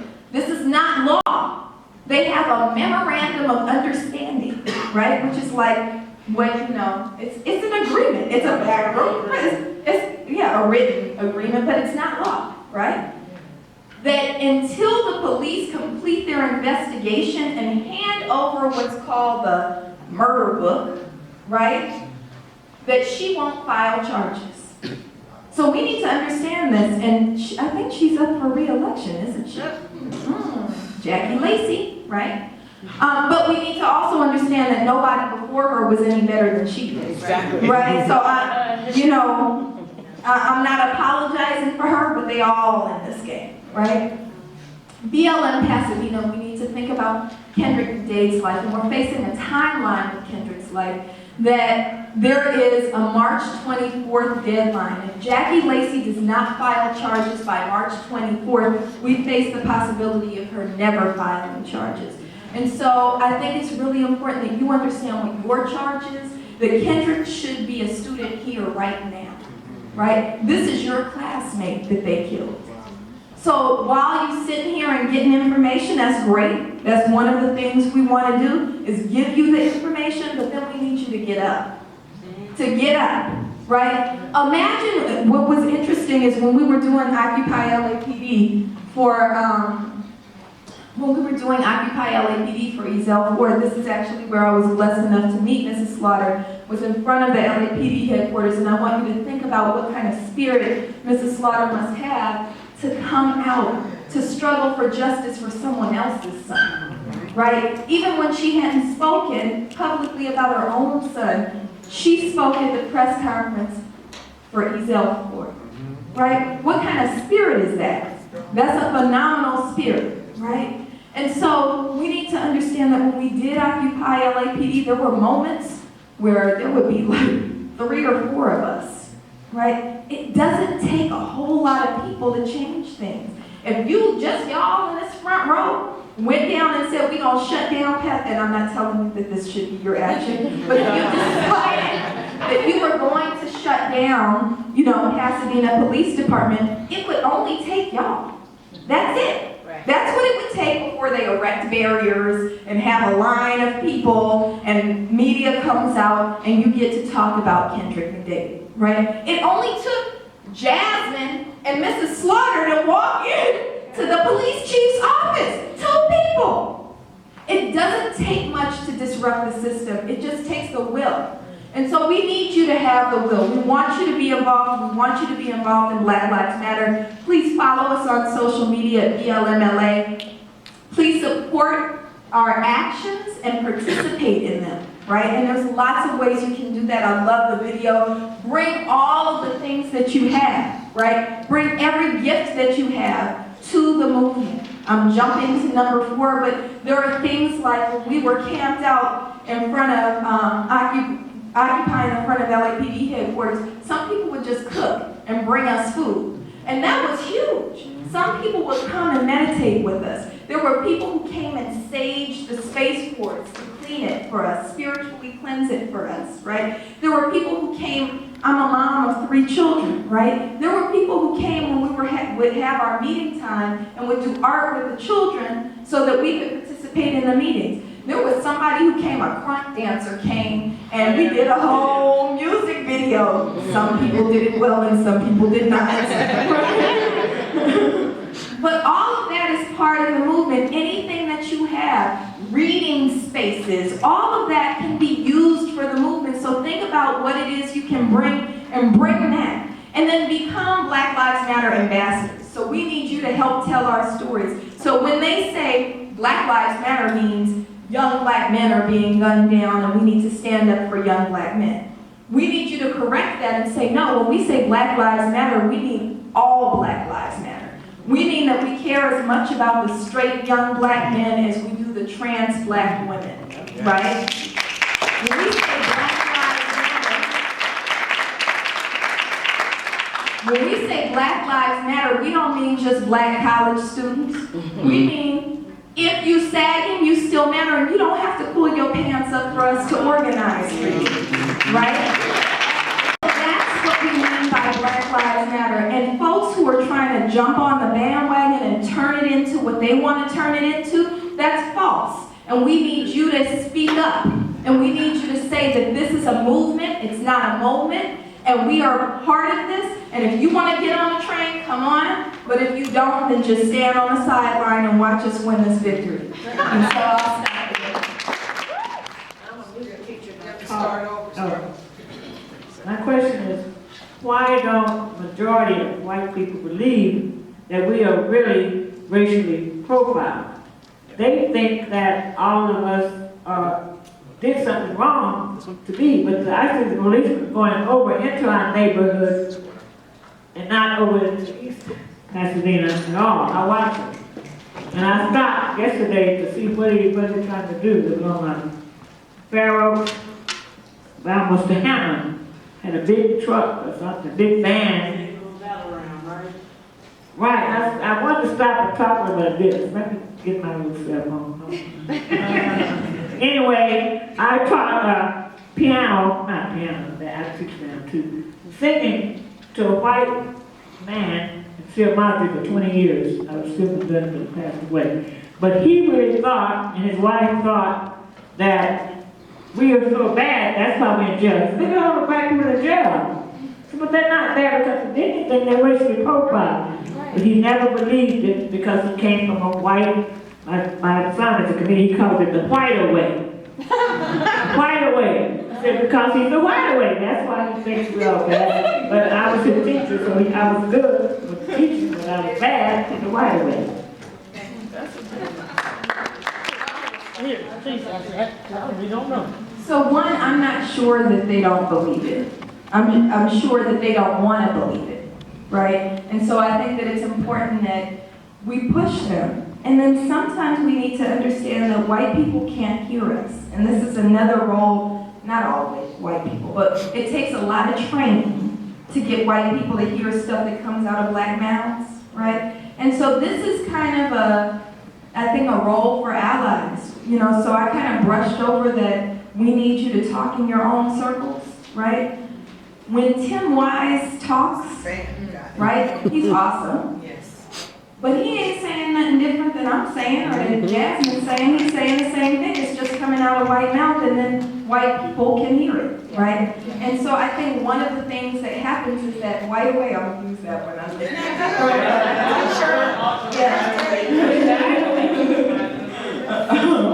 I think one of the things that can kind of get through the white way is white people talking to each other, right? And so radical white folks, we need you to kind of talk to us and listen to us and then go back and challenge your white friends and get them to hear the truth. Because you can't dispute the numbers. The numbers are, I'm always surprised when my white students are surprised. Because sometimes I'll give them the stats on shoplifting, and I go, who do you think shoplifts the most? And they'll go, young black. Oh, that's who's followed in the store, like every time you walk in the store, you probably follow, right? The truth is, the number one group of shoplifters, did anyone of y'all know? Y'all know? Asians. Y'all know? Who do you think it is? White people. White what?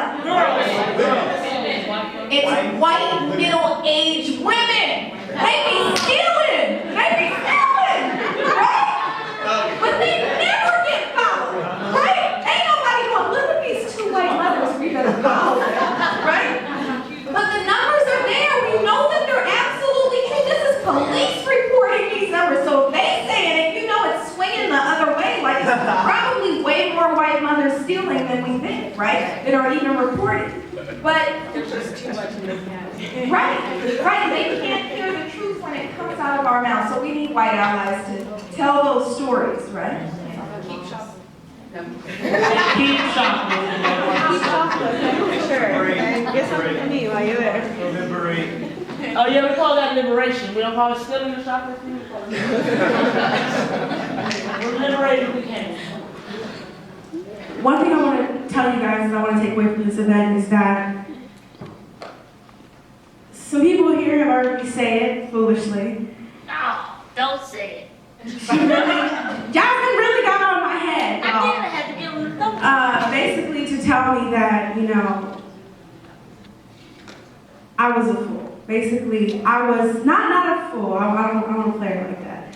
But that I was deprived of all the things I needed to know that I should love myself as a black woman. I did not know that Black Lives Matter was for me. And I appreciate it. And I think it was only after today that I did. Wake up differently. So before I even go any further than out of this room, I want to say thank you to these ladies.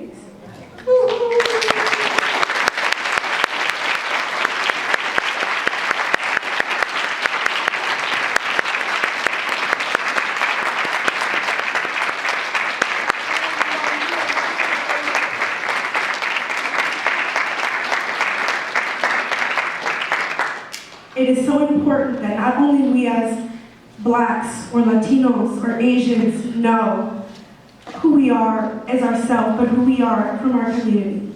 And how much things that happen in the Black community affect the Latino community, affect the Asian community. We need to unite. And it is only as I get older that I know how much we need that and how far, yeah, we came, but we still have so much farther to go. It's all disguised now. The things that happened before, they happen every day, right between our eyes. We are numb. Like Patrice said, she's always surprised. I'm never surprised. I never am shocked when the verdict says that the police got off. I expect that. It is the normal, and it should be. I heard the Trayvon Martin case. I remember I was in the kitchen at my auntie's house, and all day I'm listening to my aunties talk. They are outraged. I don't feel it, because I feel like I already knew what was going to happen. I should never know. One day I hope to be shocked. Not by the fact that they got off, but by the fact that we finally took their ass out. Right? Girl, you talking about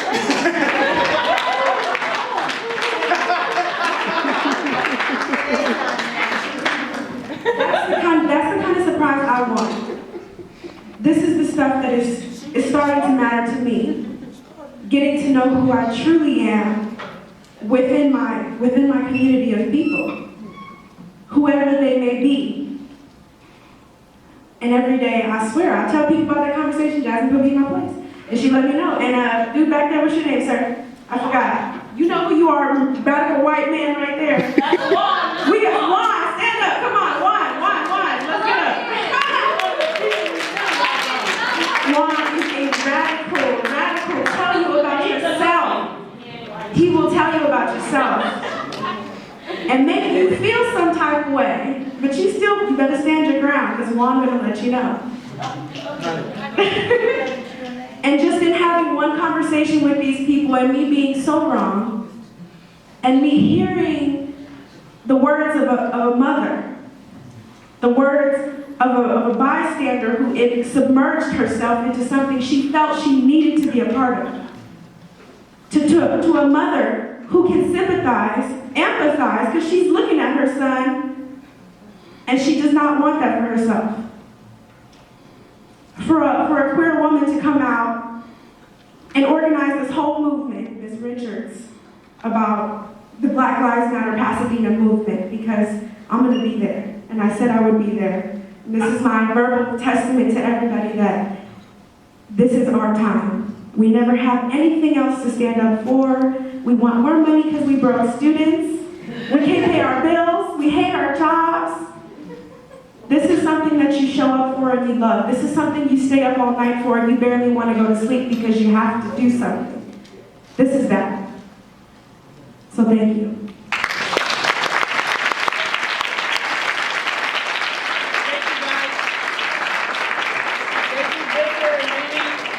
And thank you guys for putting this on and allowing us to come to PCC and do this. So you guys give them a round of applause.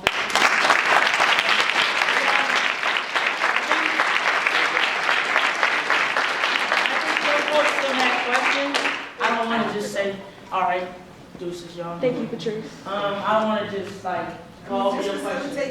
You feel me? You gotta go ahead. You know what I mean? You want to ask a question? I ain't gonna just young people first. Y'all ask questions? Anybody? I mean, is it Q&A discussion? Yeah, I mean, really. I just know Patrice had she had another engagement that she had to go to. So, no, but if y'all have a question for Patrice, you can answer really quick. But I'm here, me and Ms. Slaughter, and Mama Melina is still here to do your Q&A. So, Oh, and Dr. Excuse me, I'm so sorry. All of us are still here, so y'all. Can we not go to the police station tonight since we have some people here? Just to stand still and look or something? That's a great idea. I mean, I'm like, you got all But y'all ready for some action?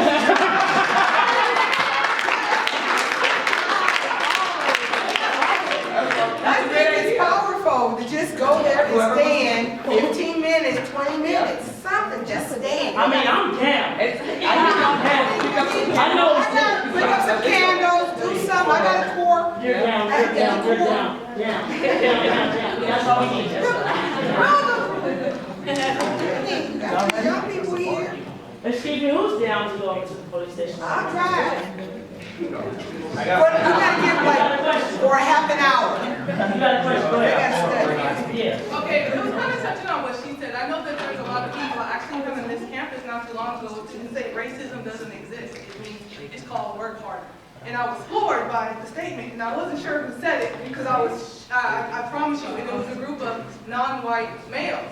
I don't know which one said it, which was the only reason I didn't walk up and say, what exactly do you mean by that? But he firmly believed racism didn't exist, or maybe he was joking, whatever, it was a funny joke. So my question is kind of to her, how do you reach those people who really believe that racism does not exist, that racial profiling does not exist, and even they might be a friend or family member, and make them understand that I'm not telling you this because I'm black, but I'm telling you this because it's what's right. Racism does exist and it needs to be acknowledged. So how do you reach those people? And when they receive you as, well, of course you're gonna say that because you're black. Well, yeah, you're right. But also, I'm saying it because it's the right thing to say. It's the right thing to address. So how do you get through to those people that really believe that it's not an issue? Okay, I don't think I'm the right person to answer that, because to me, I'm gonna say you don't, so don't bother. Yet another person that's white do it. Yeah, but we can only, I don't want to, as myself, only refer to white allies, because they are always amazing, and I appreciate them. My friends that are white allies, but I do not want to have to depend on white allies to reach out to somebody who I Let me be real clear, I'm not saying that only white people can talk to white people. That's not what I'm saying. I'm saying that they can cut through in a way that sometimes we can't. Right, and I totally understand that. Now, that said, I think that sometimes people really resist what it is we have to say. Like, even if we give them every statistic, right? Like, so I do this whole presentation on all the spaces that racism exists in. Like, black people are at the bottom by every single measure, right?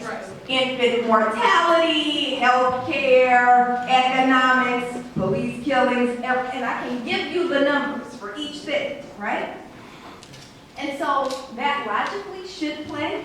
It doesn't always play, right? And so we need to understand that part of what happens is people are informed by the information that they give you, but they shift based on their hearts, and emotional connections. And so one of the things, the best stories that I can share with you is when I was in my second year of teaching, I had this horrible student named Michael Pence, this Republican white boy, right? I hated walking into class and seeing his little face, right? Hey, at least you know teachers have emotions too. And white. But I would go in and I would just not really talk to Michael, and he'd always say something stupid, and then I would let the students get it because they got sick of it. And so sometimes he'd say something and I'd respond, but only when I was I meditated before I went to class, right? Then I'd respond. So maybe 3 years ago, and I've been teaching 12 years, right? So he was in my class 9 years ago, maybe. So maybe 3 years ago, 6 years after he was out of my class, I got an email from Michael Pence. And I was like, oh, hell. Because I never forgot him, right? And the email says, I want you to know that I now live in San Francisco, and I'm a Democrat. And I believe in LGBT rights, and I believe that we have to all struggle to end racism. And I have you and Immortal Technique to thank for it. And so I'm telling you this because you don't always see the seeds that you plant, like, take root immediately, right? Sometimes it'll take 6 years. But I think it's important that you still plant the seed. Does that make sense?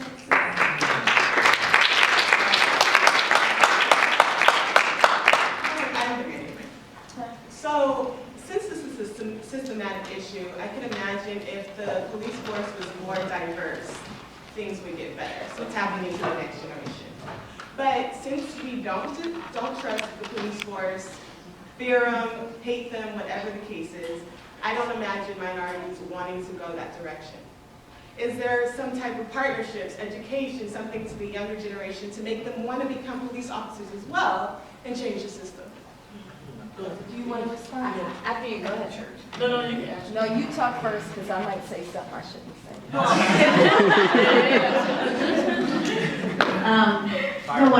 What you made me think of is there are minorities that are very interested in going into the police force and do because they see what we've all been talking about. And they're like, I want to change that. But then what you find is that they go into a structure that's already set up and they have to join into it. So you have a whole bunch of black police officers who either, you know, drink the Kool-Aid, whatever you want to call it, and actually believe that profiling makes sense. I have a friend who is an African-American police officer, and I have spent hours of this, you know, talking with him, like, what are you saying? And he's like, you don't understand. Come on, right along. I'll show you. These kids, the pants, this, that. And you're like, you're serious. You actually believe what everybody else has, you know, been complaining about. You could have made a change. But then when you think, this is how they are trained, right? Then the other side is very real pressures of African-American police officers who see the requirement to racially profile. I'm required to stop and frisk the victors and whoever else. And then when I say, this is not right, and I try to go to my superiors, they'll say, well, you don't have to do it.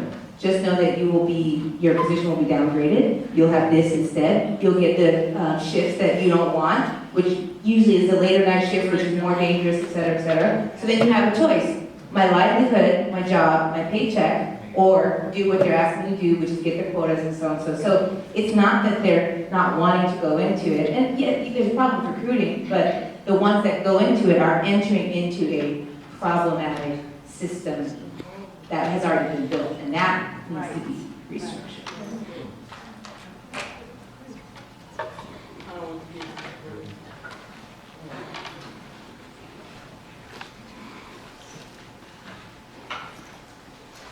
Said that the policemen, I just want to make a comment that their party, Noble, National Organization of Black Legal Executives, Noble? Thursday. That's my name. Signature Center. It's 8 o'clock and it's free breakfast. The Noble started. Are we going? Free breakfast, we out. Overnight, right? White policemen and agents have joined the black. It started 21 years ago, and Noble was discovered in 2004. That's when they started a movement, not what I said, a movement, not a movement.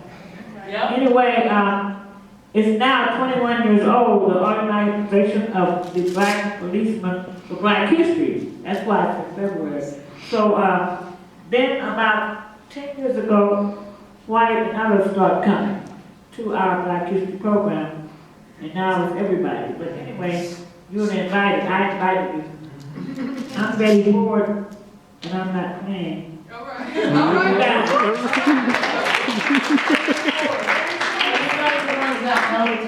Do the Black History Parade? Right, I'm on the committee. Okay. I got a lot of questions about that committee.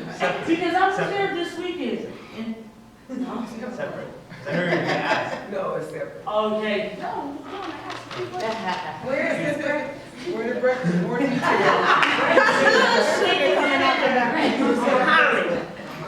Senior Center on Hollywood. So where you guys going? We're gonna do that action at the police station, which y'all going. But I think we should say what we're going to do so people know it's a limited impact.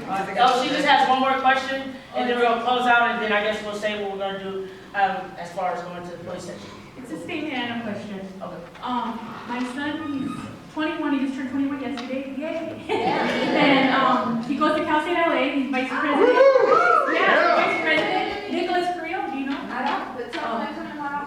Okay, and he's when he was 16 years old, he got intimidated by the police because he used to wear gloves, the archery gloves that my mom had given him. That God rest her soul. Yeah, my mom had given him. God rest her soul, she passed away. And he would wear them, and he would wear them proudly. So one day he was on the goal line coming from school, and they harassed him. They said, "Why are you wearing those gloves in the middle of the day?" He goes, "I like wearing my gloves." And they harassed him, and he had to change. Well, that's messed up. I just want to say that. But as far as like what they like to say with the glove during daytime is when we wear those, either we want to fight or we want to rob somebody and don't want our fingerprints to get anywhere. So that's what they say. And then with them being blue doctor gloves, they can say that he's a crip. You know what I mean? Or from no thing, no. How you say that, Mom? No, thank you. Even in South Pasadena? Yeah, even in South Pasadena. Yeah, because especially wearing blue gloves in South Pasadena, they be like, oh, you're really gold. You know what I mean? Yeah. Because most of the people here wear weird. Yeah. So, and I don't know why we gotta do it. Like, even now, because of BLM, now, and because of Juan, I don't pull up my pants anymore because of the police. I'm like, damn, whatever y'all gonna think, y'all gonna think this, you know what I mean? So just tell your son, man, do him. Do him because they're gonna think what they want to do because that's what they're trained to do. So that's all I have to say with that one. Yeah. Can I just add that, like, we need to understand that letting his hair grow out and not wearing the gloves does not protect him, right? And it's, you know, it's his decision and your decision as his mother how you want to do it, right? Because we all have to also grapple with, you know, I get the theory, but these are my kids' actual lives, right? But when we think about who's gunned down and what they look like, right? Right. Tamir Rice was a cute little angelic-faced 12-year-old boy playing in a park during a holiday break.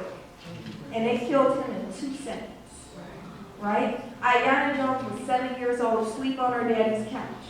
And they killed her, right? And so what starts to happen, at least we have to be conscious of this, is that they try to blame us for our own deaths and say the reason you're killed is Trayvon Martin shouldn't have on a hoodie. I didn't even know a hoodie was a hoodie. I thought it was a sweatshirt. That's what we call it in Oakland, right? Like I never called it no hoodie. Now I call it a hoodie because that's what they trained me to do, right? And I definitely never thought it had anything to do with gangs because I see more white kids at USC wearing them than I see it anywhere else, right?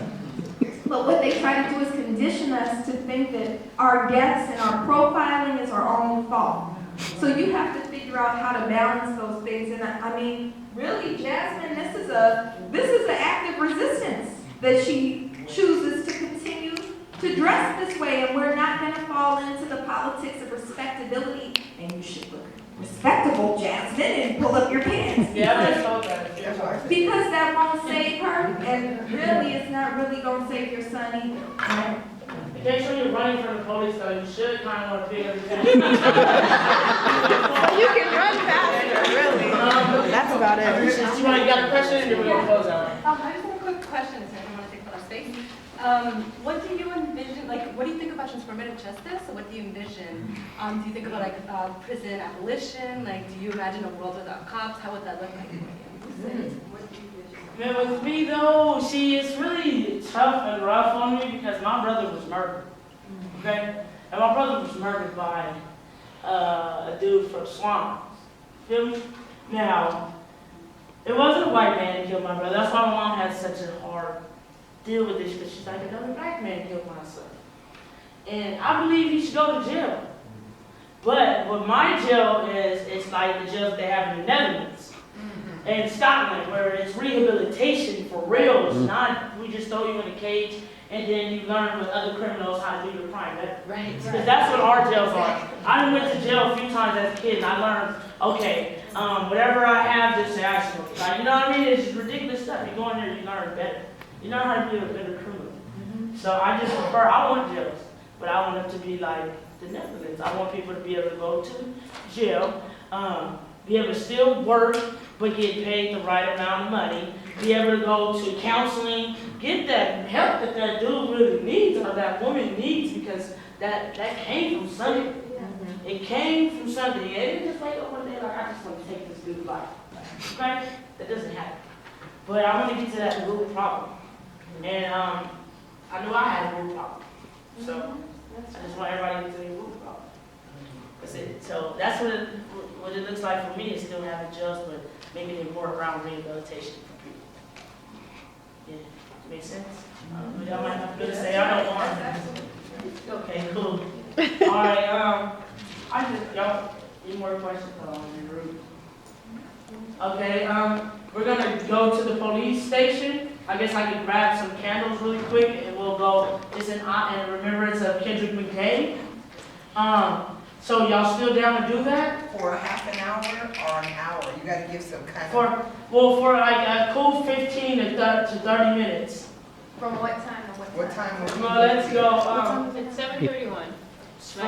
From 8 to 8. From 8 to 8:30? Where's the police station? I'm from Africa. From 8 to 8:30. Do you want to do this? I didn't know. I gotta ask you. How many people can go from 8 to 8? And I have a car I can give rides. So I'm a that's licensed kind driver with full insurance. I have a I car. If you want to go, I'll let you go. Nobody's going to get arrested. We are not going to get arrested. I gotta go back down. Yeah, we're going We're just going out. Just show them that we still care. First, I'm going to whisper this, and you guys whisper it after me. So if everybody could stand up. All right, everybody just, I guess, just go out. You whisper it, then I'm going to say it, and then it's going to scream. All right. It is our duty to fight for freedom. It is our duty to fight for freedom. It is our duty to win. We must love and protect one another. We have nothing to lose but our chains. It is our duty to fight for freedom. It is our duty to fight for freedom. It is our duty to win. It is our duty to win. We must love and protect one another. We must love and protect one another. We have nothing to lose but our chains. We have nothing to lose but our chains. It is our duty to fight for freedom. It is our duty to fight for freedom. It is our duty to win. It is our duty to win. We must love and protect one another. We must love and protect one another. We have nothing to lose but our chains. We have nothing to lose but our chains. Ashe. Ashe. All right, y'all.